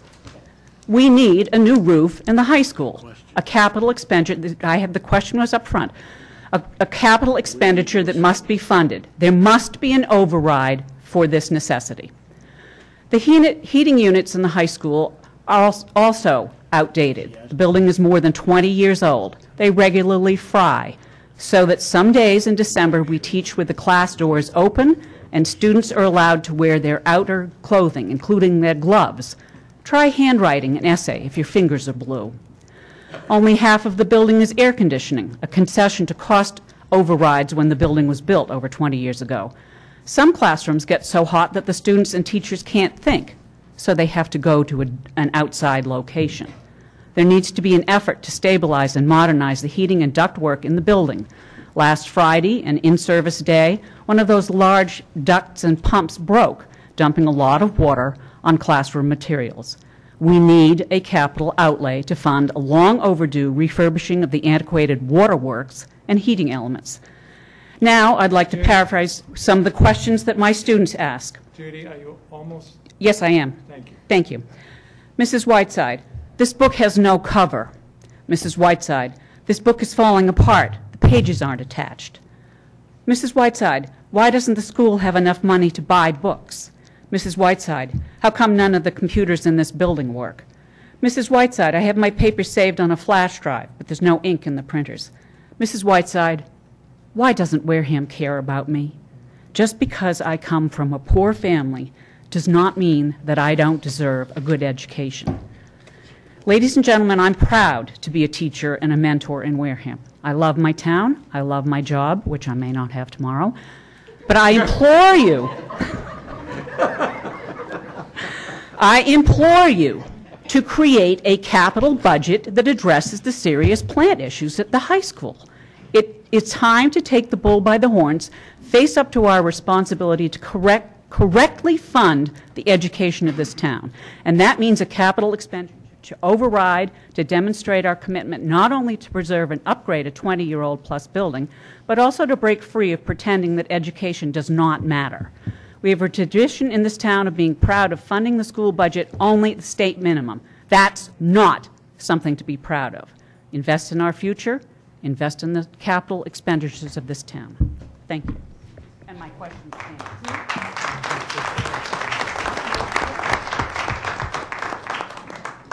For those of you who think I gave Judy Whiteside a little bit too much latitude, you should know that by the statements of the kids who are on my tennis team, who come to me and talk about their teachers, you just heard from one of the outstanding teachers in our system, so she deserves all the latitude I gave her. And now, as to her question, that's a really tough and broad question, and I would be presumptuous if I stood here and gave you an answer on behalf of anybody but myself. But I do feel compelled to give you my answer. And anybody else on the various boards that we've got here would like to give an answer, they're more than welcome to. Oh, okay. I'm a rookie in this town. I didn't get here until 1996. My perception is that this town has tried desperately, starting with the building of this high school and the library, to avoid taxing its citizens any more than it absolutely had to. They have been extraordinarily lucky, and they have been well served and have avoided virtually all extra taxes with the exception of the debt exclusion on the middle school. And if I'm in error in saying that, I think that's an accurate statement. I spent 6 years on the Finance Committee. Nevertheless, I think we have been a little lucky. And as to why, it's very simple. This town suffers from a demographic that the state doesn't really recognize very well. And that is, we have relatively low incomes, but relatively high property values. And that combination, especially when it's applied to this Chapter 70 school funding, produces less funding than we really should have. But that's the formula. It would be actually almost okay if they honored the formula. But the fact is, a big part of the reason we're in trouble, especially this coming fiscal year, is because not only do we suffer from our demographics of relatively low incomes and high property values, but they have not, in fact, honored the formula. They have not maintained it, updated it to reflect the true cost of educating a child in Wareham or any other place in the Commonwealth. So that is, by far, the biggest thing we face. So the shorter answer is, Judy, we're trying to protect our citizens from being extra taxes, and the result is we have skimped, and it's really coming home to roost because fiscal year 13 is probably the worst budget season I've seen since 1999 when I joined the Finance Committee. I think there was a gentleman over here. Oh, Frank. oh, Frank, sorry. Frank. Mrs. Whiteside, if I may, we have approximately 20,000 people that live in this town. It grows to some 40,000 people in the middle of the year. We have 14,000 registered voters, of which some maybe 350 people attended the last fall meeting. At the beginning of that meeting, I read a letter from the Finance Committee, from myself, that I wrote on their behalf. We addressed all these issues. We understand how tight people's budgets are in this town, et cetera. But we've been kicking the can down the road for a very long time. The Capital Planning Committee went to great lengths to put forth in front of the town the same thing. Here's all the places that we need the money, what we need, and how fast we need it. Since that time, the 300 people went home. I attend the school committee meetings. Unless there's something about the education where the staff attends, there's maybe 1-2 people. It won't matter whether or not I accompany my wife to the meeting. Come to a FinCom meeting. Hey, there's 5 or 6 of us after you get above the FinCom. Go to a capital plan meeting. Well, they get attended a little bit more because some people are concerned about water in the gym. They might get 7 or 8 at their best meeting. I guess my point is the citizen participation seems to fall in 2 or 3 meetings where we sort of complain about what isn't being done. And we hear, as Mr. Sweat said, the people at the front of the room try to do their best to protect the citizens who never tell them what they really want. If you find this budget to be unacceptable at the town level or at the school level, you have to do something about it. I'm nothing but a volunteer and another taxpayer. I decided to try. I will tell you, it's very, very lonely. Thank you.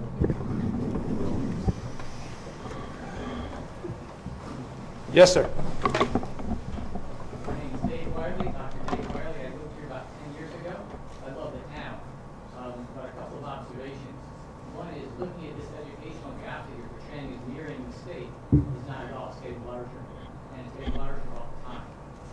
My kids in a town like that.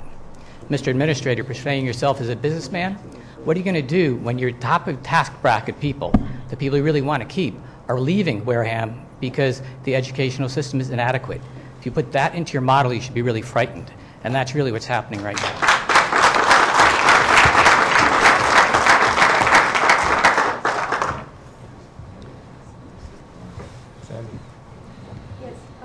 Question regarding the $75,000 for the parking program, Phase 1. Did I just hear that some of that green area next to the tennis courts will be paved over in order to expand the parking at the top of the hill?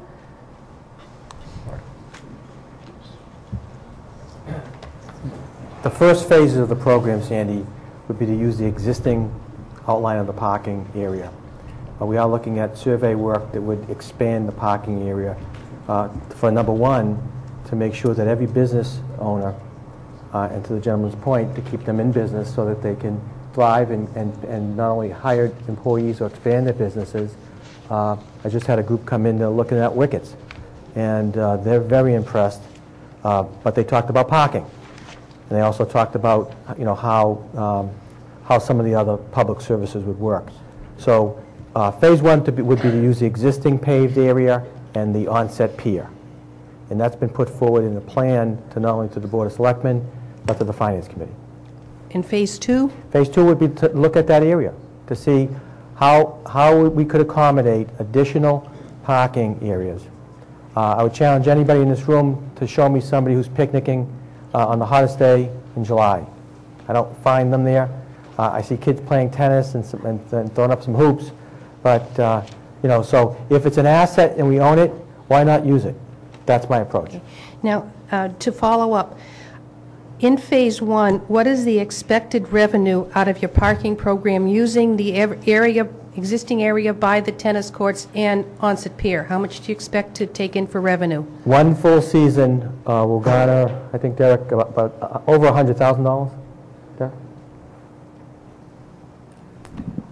If I may, the town would receive roughly $99,000 in the first year, and then the community events would receive $66,000 out of the first full year. So that's $150,000 in parking, is that what I'm hearing? 99 to the town and $60,000 to community events? What, 160? 160, one full season. So we've got to get up going by, you know, Memorial Day and take things down, pick a date. Okay, Columbus because Day. community events gets the parking from Onset Pier. Would they get the parking from up at the top of the hill? I'd have to check on that. I'm not absolutely certain. Yeah. I think we have some additional information from the Finance Committee. Hi, Sandy. When we looked into that parking, we reviewed Plymouth, and Plymouth not only made the money from the parking, but they made almost just as much money from the fees from wrongdoers than the parking. So that fee that they were talking about, $150,000, can almost be doubled for your revenue. Okay, thank you. Any other questions?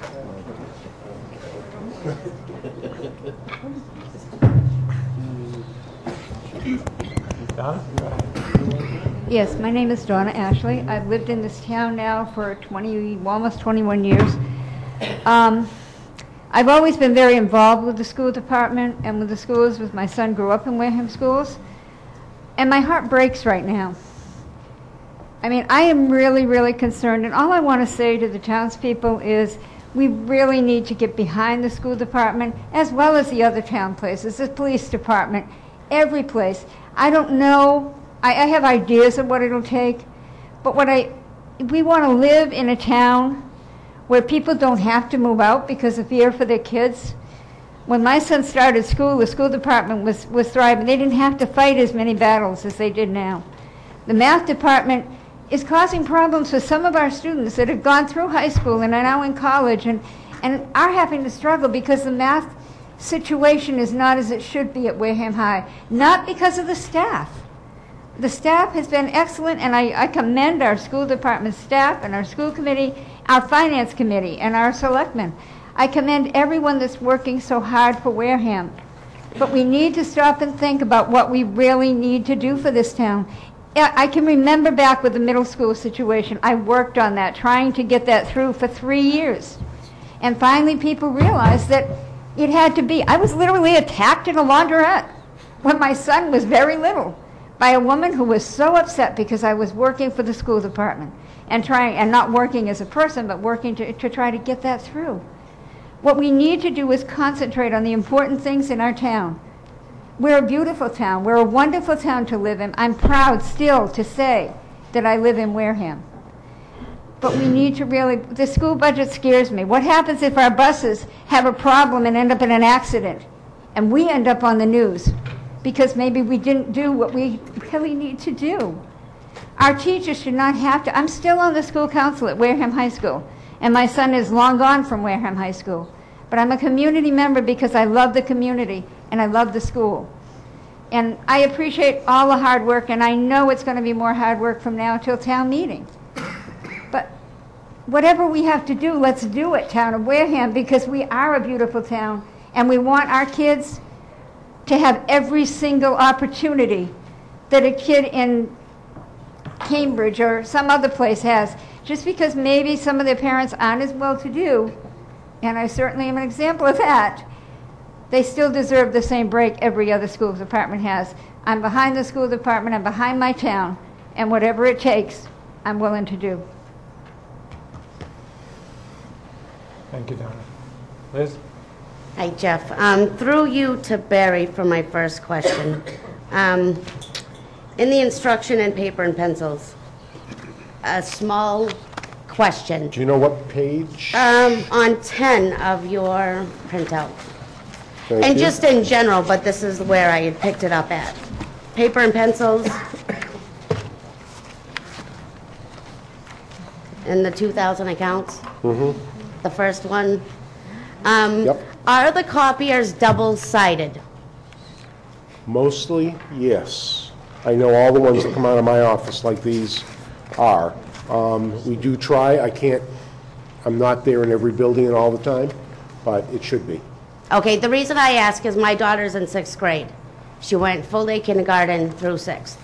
For kindergarten through 5th, I don't think she ever received one piece of paper from school that was double-sided. It's only, you know, it's very minor, but it is money. Absolutely. It's something we will look at. Thank you. I had another question. You were adding to the full-time was it the intervention? Both instructional leaders and interventionists. Okay. Now, will that make the total of 6? No, Or a total of 4? the current, we have 2 people in each of the elementary schools that spend half of their time as an instructional leader, half of their time as an interventionist. So the idea is to make them a full-time instructional leader and then to hire a full-time interventionist so that we would have 2 of each in each of the buildings. Okay, my question is, are they actual teachers? Yes. Are they but- like an assistant to the classroom? No, they are actual teachers, but they work during the intervention time with separate groups of children so that you can separate those out that need the additional instruction. Okay, so they work in addition with the teacher in the classroom to help? Yes. And they'll have groups? Yes. Okay. I think that was it for you, Barry. Thank you. Through you again, Jeff, to Mr. Andrews. In your presentation, budget highlights.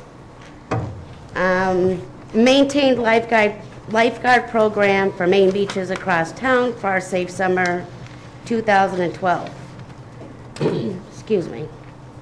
Is that $75,000 being budgeted for the lifeguards? That's correct. Under the harbor master?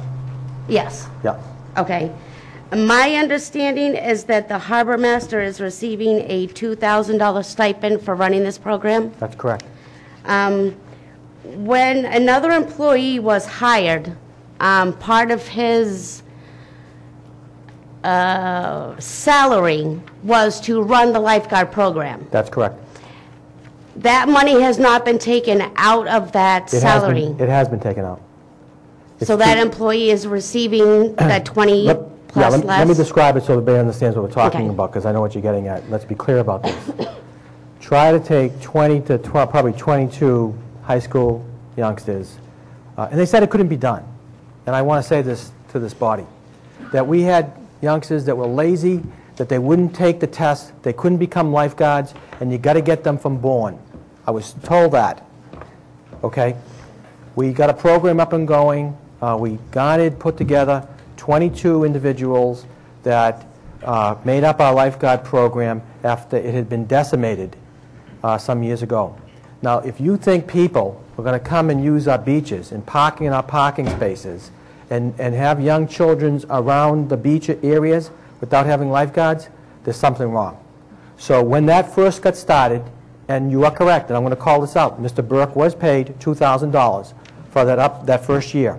We tried to get those youngsters to come back, and some of them went off to other places and off to college and other things. But this past year, Mr. Buckminster has worked that program on 3 beaches in town, and we've had a great Safe Summer 2012. that $2,000 follows the individual who's going to get the phone call on Friday night and says, I can't come to work tomorrow morning because my cousin's having a party. I can't come to work tomorrow morning because of whatever. So it took a lot of effort to get it up and running, but that $2,000 stipend goes to the manager that's managing the program.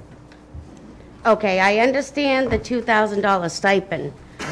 What I'm confused on is at the selectmen's meeting, when you had introduced Mr. Burke, you had said he was getting $20,000 plus, $20,000 plus for running the lifeguard program. And if he's not running that and it's gone to the harbor master with a stipend, shouldn't that money be taken out of his salary and put into the budget for other items? I'm not sure where the $20,000 comes to. I'm happy to sit down with you, Liz, and show you precisely what we did. It came with the manager of the lifeguards, and we didn't have one. And once again, a lot of people didn't have a lot of faith in it getting up and running. We're talking the spring of 2010, and lifeguard program got up and running. They closed down about Labor Day. That $2,000 was paid to that individual. And then as it evolved, which I knew it would, closer to the harbor master's on the harbor, and obviously he's running a lot of operations in and around the beaches, that $2,000, not $20,000, $2,000 stipend was paid to the harbor master, to Gary. Does that answer your question? No, but well, I can bring it up. If you want to come in and look at the facts, I'm sure I'll lay them out for you. Okay, well, okay. Sure. Another quick question. On the next page of that same budgeted highlights continued, you have appointed Justin Cole as town accountant. Yes, I have. Has he been appointed as accountant or as the firm? He's a town accountant. So he's a town employee, insurance, benefits? Nope, he's the town accountant on a contracted basis, just like other department heads have been in the past, and that's my prerogative under the charter as town administrator. Okay, Thank one you. more and then I'm done, I swear. Okay. You have, towards the end of the budgeted highlights, funding for a personnel director position at $50,000, funding for a financial services director stipend at $25,000. Where are these positions in town government now? Like, who holds these? Is it new? Is it addition? Let me answer the question. We used to have a town personnel director. We also had a town procurement officer. I had a very candid conversation with the superintendent. A lot of school districts, a lot of city and town governments are combining their resources together because of the obvious cuts that we've been faced with for not only the past 3 years, but I agree with Jeff, this is going to be the toughest budget battle we're going to face in a decade. So the personnel director position is established. It just hasn't been filled. I'm looking to fill the position with the guidance from the Board of Selectmen and members at town meeting. On the financial services part of it, I want to bolster positions in the treasurer's office and some positions in the accounting office. You may not remember, we had an assistant town accountant per the Department of Revenue recommendation. It was like number 1 or number 2. You're short on accounting services, and you don't want to be in that position, Mr. Administrator. So that's where those positions, those dollars would go to. I haven't, designed the entire plan, but we're trying to adhere to what the Massachusetts Department of Revenue has told the town. All right, thank you. Oh, you're welcome.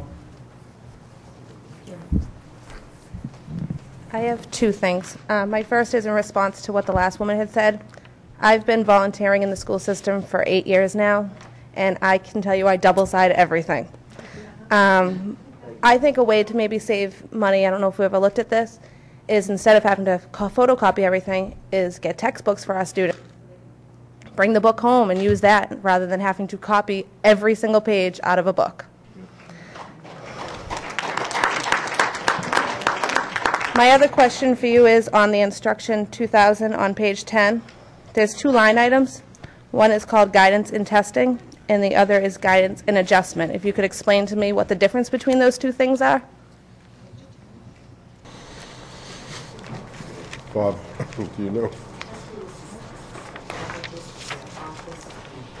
I'm going to find it. Page 10, Bob. Guidance in testing and guidance in adjustments. Want to grab a mic, Bob?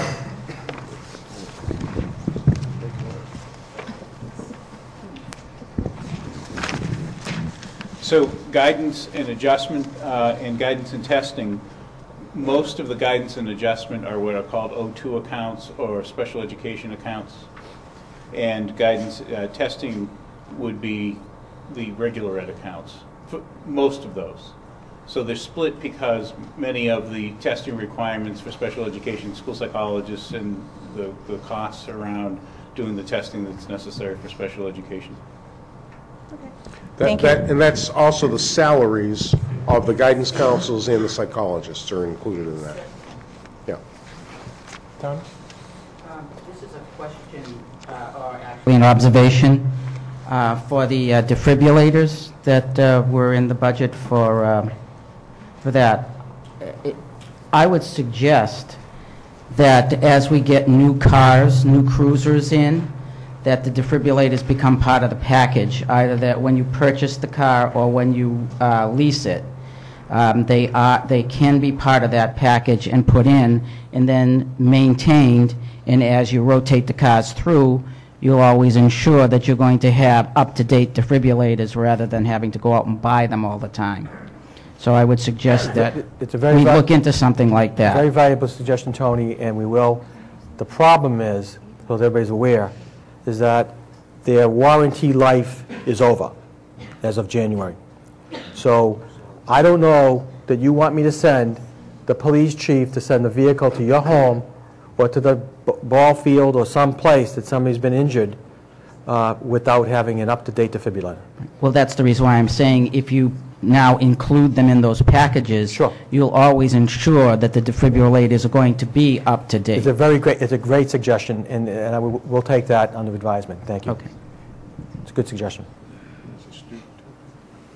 Thank you for being here. Could you tell us if you're a student in the high school? Yeah, I'm a student. I'm a junior, so. Thank you. I just wanted to come up and talk about some of the concerns that I have as a student. I think that we have a really good school. I've been to a few others, so I've seen some of the stuff that goes on, a lot of budget cuts, but I'm really concerned about is that we don't have books and that there's so many kids in some classrooms that the teacher can't keep up with them.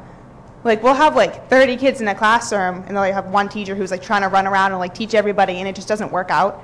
So I think that, I don't know, maybe people should like keep that in mind, just kind of go in sometimes and see how these classrooms work out. Thank you very much.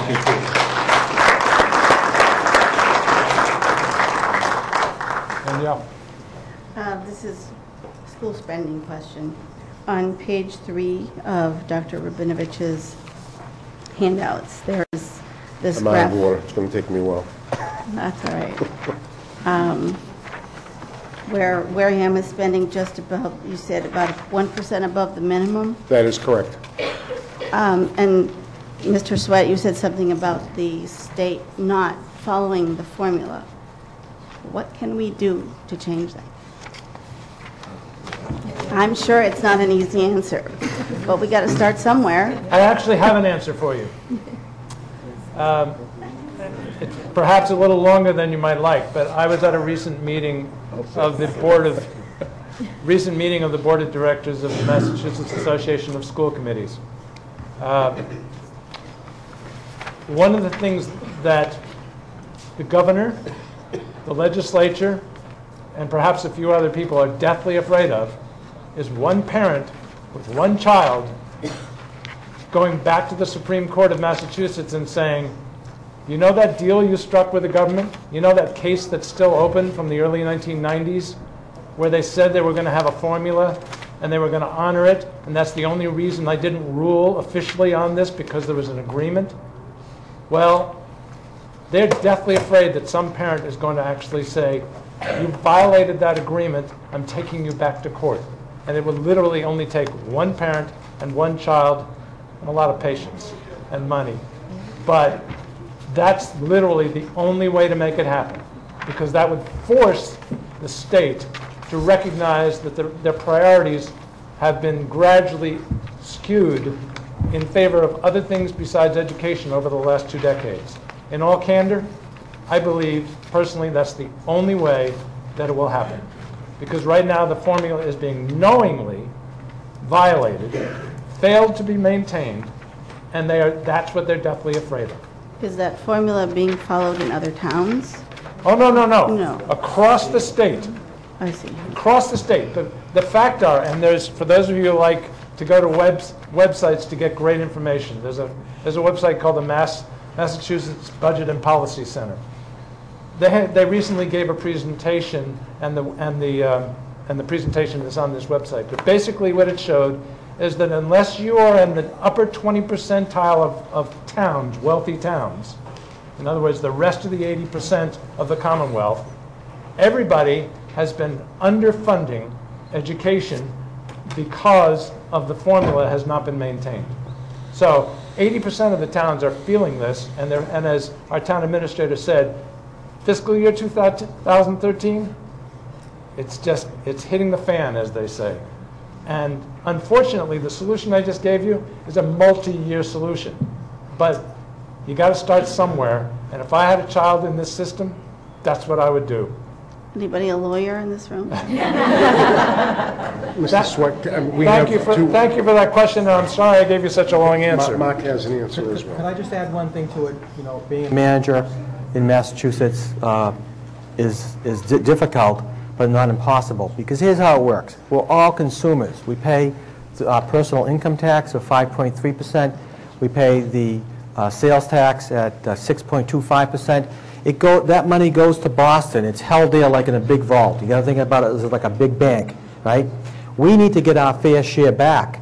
The formula that Jeff has spoken to and Barry subscribes to was put together on the chalkboards from one of the classrooms down, in some other part of the district. We need to get up to speed.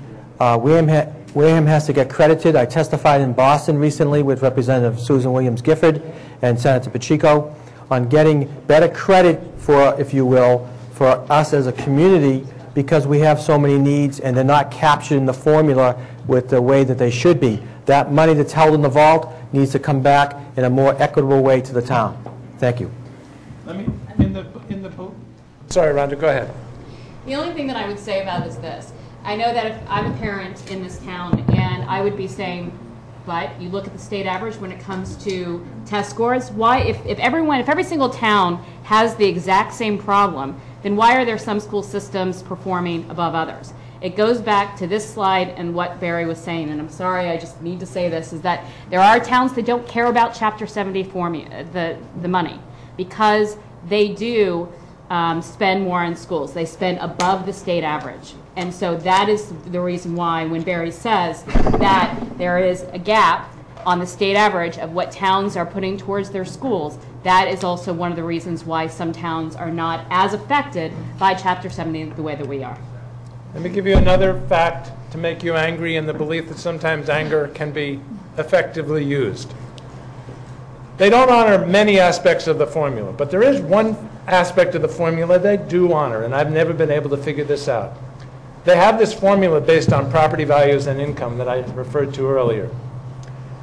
Even when that formula says a town doesn't need any money, I'll repeat that. Even when the formula says the town doesn't need any state funding through Chapter 70, they still give them at least 17.5%. Don't ask me where that number came from. It just happens to be the number. 17.5% of their educational funding comes from the state. So they're willing to honor that crazy number, but they aren't willing to make sure that we have enough money to keep the teachers that we've got. That's what makes me really angry. Yes, Dr. Sylvia. I've been relatively quiet tonight. And that's really strange for me. I don't need too much. You know, Wareham, I just have to point this out because I've been here a long time. And people might not agree with what I have to say, but I think most people agree that I do tell the truth. Wareham is in a very unique situation because of the formula, because the formula is based on assessed values. And on paper, Wareham looks like a very, very rich town because we have 57 miles of coastline and we have a lot of coastline property, and on paper it looks like we're pretty rich. Okay, so unfortunately, that's the basis for the formula. And then the other thing, too, is even though it looks on paper that we have a pretty good assessment value, but yet our tax rate is not as high as other communities. So our overall tax revenue probably doesn't match our surrounding communities. Being that what it says, the state has never come forth and funded their mandates fully anyways. Every time they put a mandate, they renege on it anyway, so we expect that. But let's not lose sight of a very, very important fact. And we've been hearing conversations about property values, and I absolutely agree that the most important thing to keep property values up and to encourage people to settle here is a good school system. So take the state out of it completely. Ladies and gentlemen, the commitment to fund education and to take care of our kids and provide a better life for the next generation rests with us. We have to accept the challenge, and we have to accept the responsibility to fund education at a level that is equitable to surrounding communities. We are a very poor town. If they did the formula on family income, we would make out very, very well. But they don't. Be that as it may, because we are a poor town, aren't our kids deserving of what other communities are providing their kids? Are our kids less important because their families are less affluent? The responsibility for funding education rests with us, and we have to accept that responsibility. Thank you.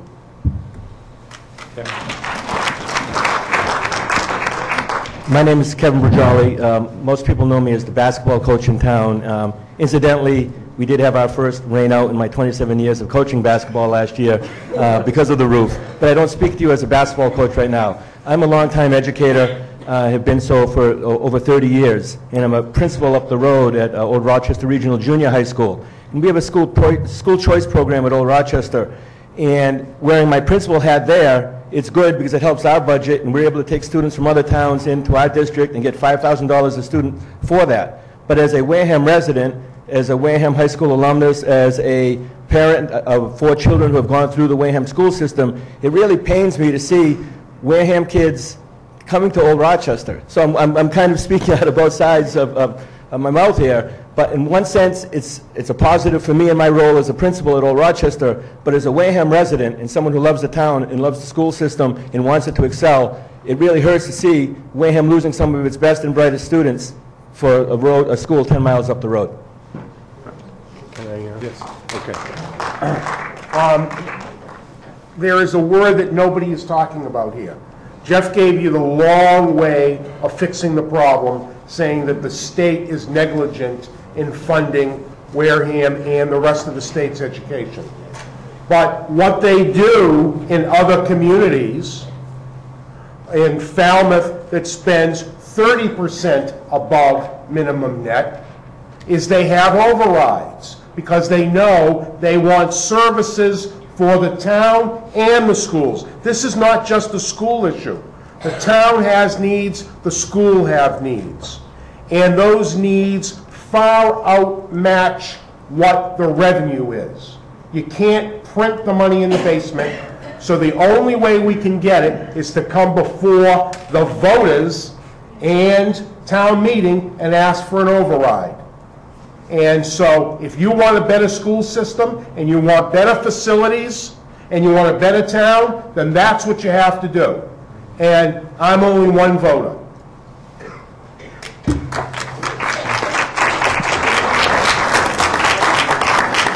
Thank you, Mr. Sweat.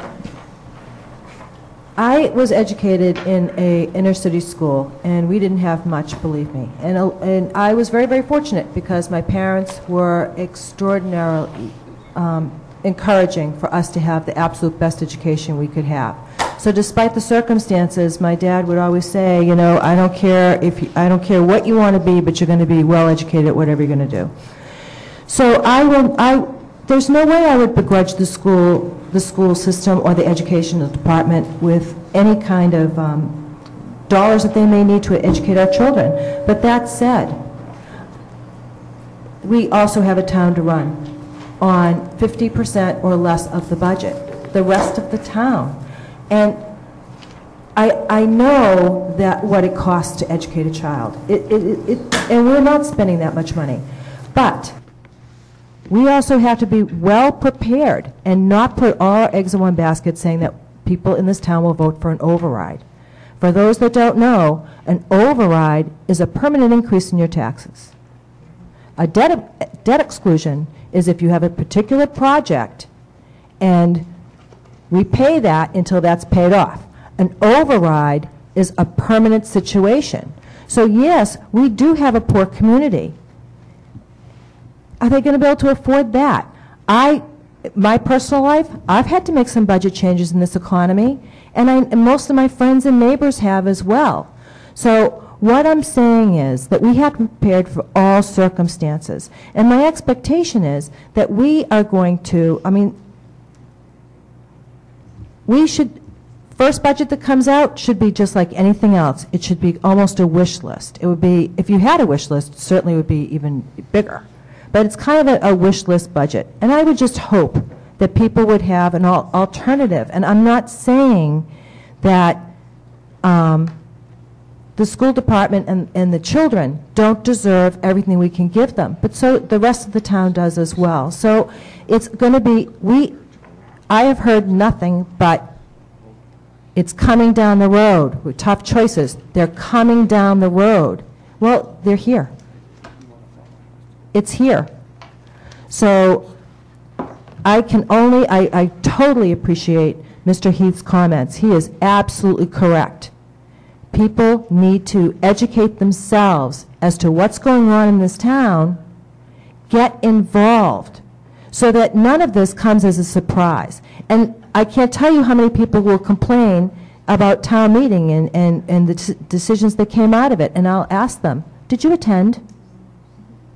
Oh, no, I can't be bothered. I used to go, but I don't go anymore. And I say to them, you kind of lost your right to have that conversation with me. This is every bit as important. Everybody goes to the presidential elections. Well, okay. How about town meeting where this is your life? We're talking about your day-to-day life and your families. So I would encourage everyone to be educated, to attend every meeting, come to the school committee meetings, come to the Board of Selectmen meetings, go to the capital planning meetings. They're talking about $90+ million of infrastructure that's been neglected in the town. So I absolutely appreciate overcrowded schoolrooms. I was in one. I absolutely appreciate double-sided. In fact, I just mentioned to Selectman Winslow that the school that I attended, it wasn't uncommon to see the A&P canned good list on one side of my homework. There's going to be tough choices made, and I know that the school department's already made some. I know the town administrator has already made some, but I just think that this is the beginning. It's a very difficult time for the town of Wareham. Thank you. I will get to you. It's a vicious circle. You want to attract people that bring revenue to town. You want to build new houses. You have to have a good school system. But you can't build a new school system because you don't have the revenue, or you can't build the school system as it is, or the infrastructure in the school.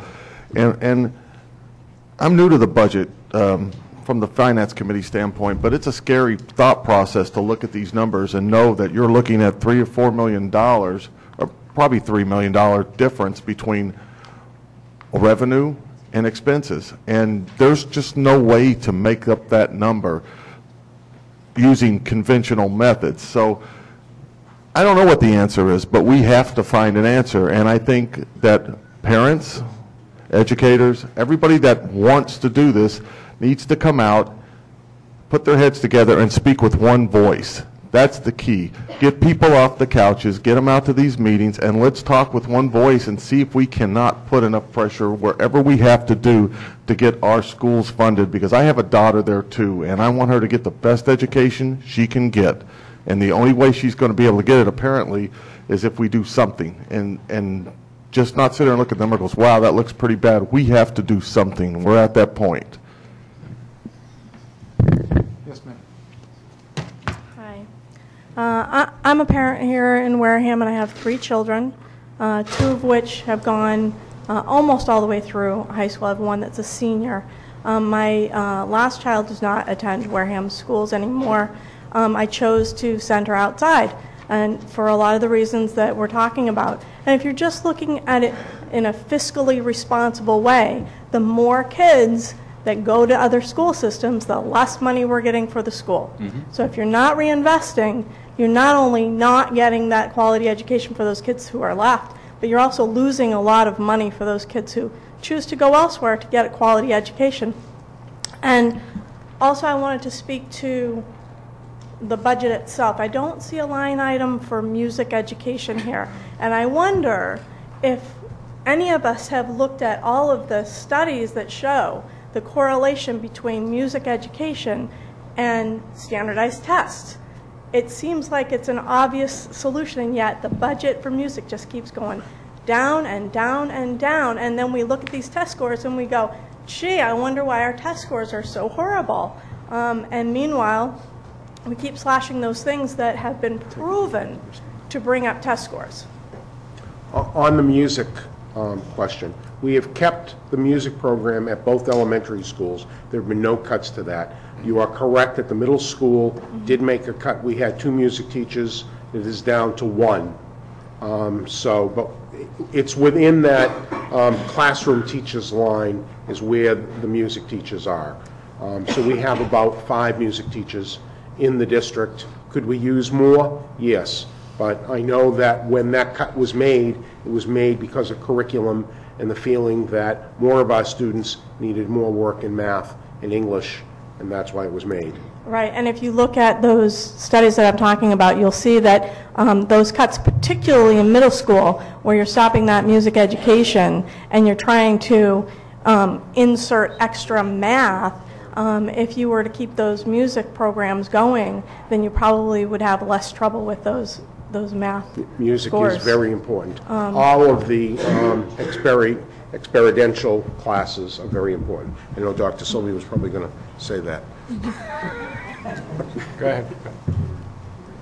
We've exhausted the subject at the school committee, and not to totally disagree with my learned colleague at the end. I went to grade school and middle school a million years ago, and we had culinary arts, and we had woodworking, and we had art, and we had music, and we had performing arts, and we had all of those things when I went to middle school. What happened to them? So what I'm saying to you is all those things that absolutely, you say, adds to student achievement, and there's been study after study after study that confirms and supports what you say. We have absolutely devastated our elective program in this district. We used to have 2 high school music teachers, now we have 1. We used to have a full range of technical education. We're down to, I think, 2 teachers in technical education. So, to say that it doesn't, the funding situation doesn't hurt, and to make no mistake about this, I've been around a long time. This initial principal's budget that has been submitted to the school committee, all right, let me assure you, it's not a wish list. We're way beyond the wish list. That wish list was thrown out the window about 10 years ago. This is bare bones. This is the result. The gap that you see now is the result of kicking the can down the road for the last 10 years. Thank you.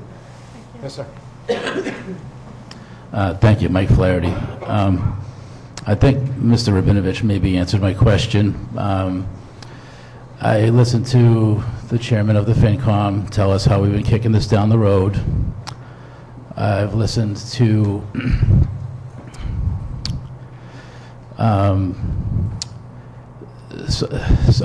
actually Mr. Rabinovich say that the only way we're going to get this done is with a 2.5 override short of a lawsuit that Mr. Sweat had mentioned. And I also heard earlier today, at this meeting, people clap, including myself, when they were saying that, we're not getting what we need here.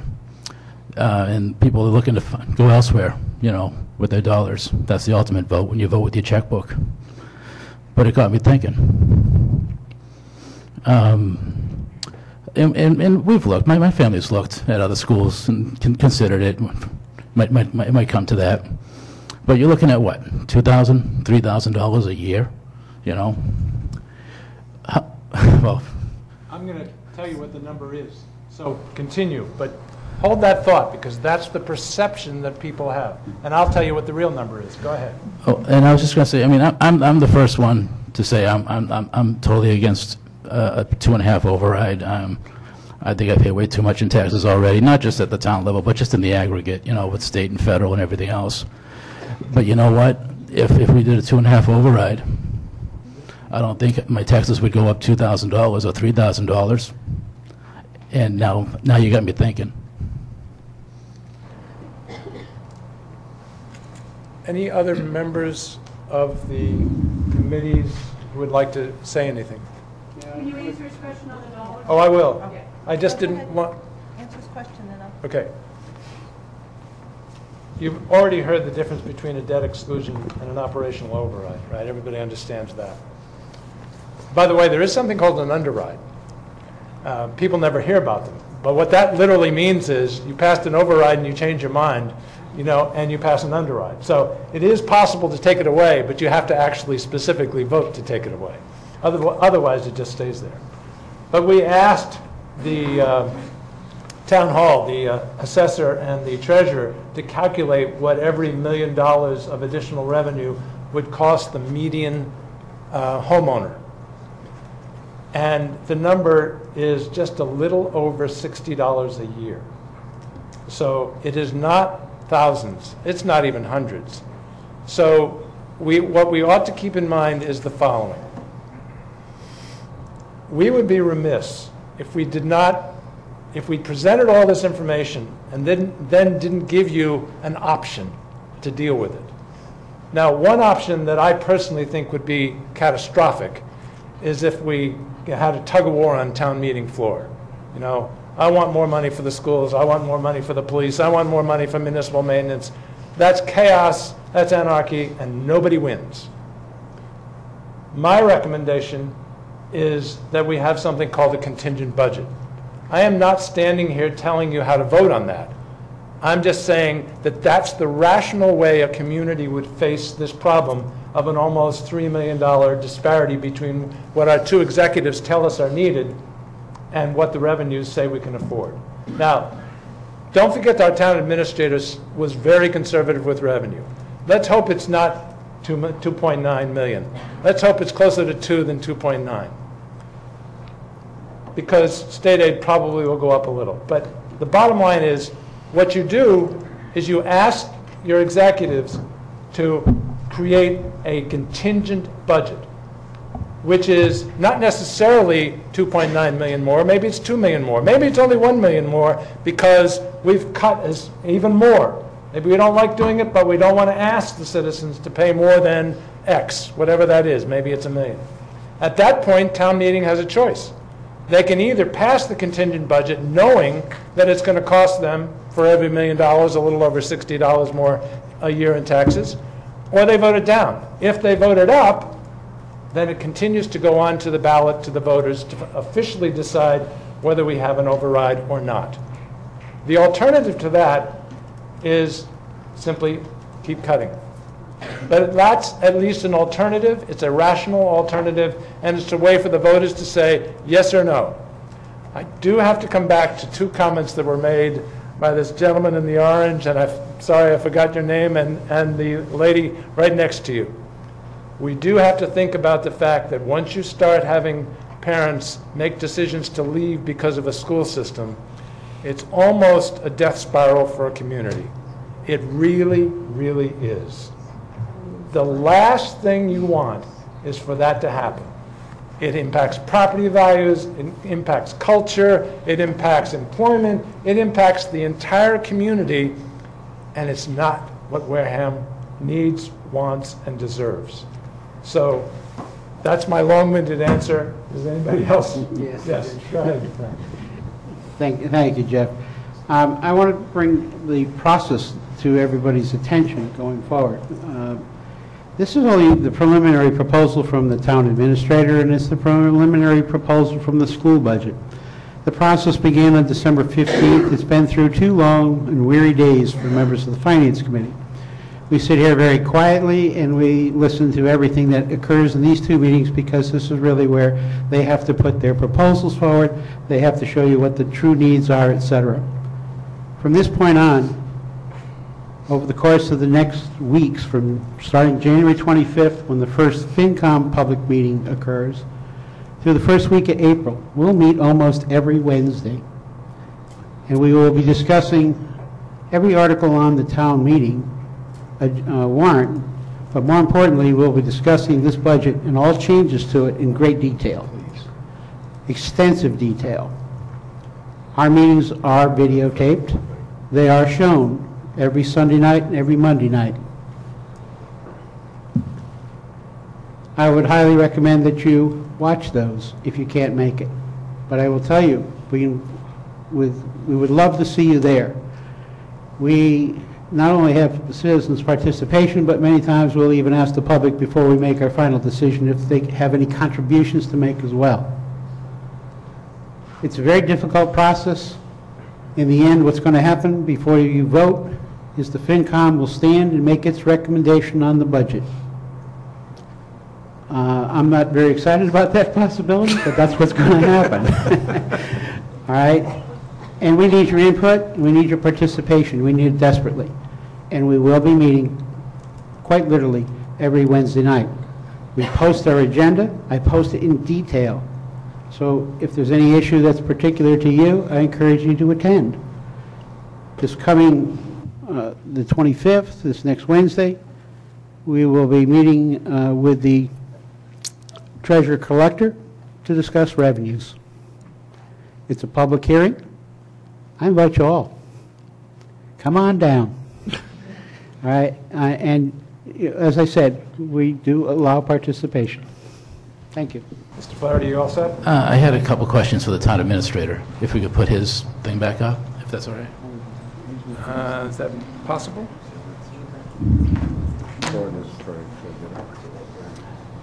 If we could go to that dollar that shows the graphic on the expenditures. The dollar bill. The famous dollar bill. Infamous. Yes, Mr. Flaherty. Through you, Mr. Chairman. In that graphic, which expenditure item accounts for the various lawsuits that we have to spend money on? Well, I mean, is that a serious question you'd like to ask? That's an absolutely serious question. Okay. We have a legal budget, so that everybody understands, pays for a flat fee for all of the attorneys that we use, and that was a bid process that happened last spring, and it's complete, and it's $200,000 in the general government side. I was referring more to the payouts. Say again? I was referring more to the payouts. There's no new settlements in this budget that I know of. So. Oh, I thought this was a trend. I thought this was like for last year, and not necessarily for last year, but that what you expect. This is fiscal year 2013. Okay. So to read this correctly, nothing's budgeted for settlements in this budget, I guess. There's the $200,000 for legal services, Mr. Flaherty. Thank you. We all set, Mr. Flaherty? That'll do it. Thanks. Thank you. Yeah, that's a great question. Thank you. Any other questions? Committees, boards, anything that people would like to say before we adjourn? Mr. Chairman, are you all set? I'll sit here. Mr. Chairman? I'm all set. You're all set. Then, on behalf of the school committee, I'll take a motion to adjourn. So move. Second. The school committee is adjourned. Thank you very much for coming. We greatly appreciate it. Yes.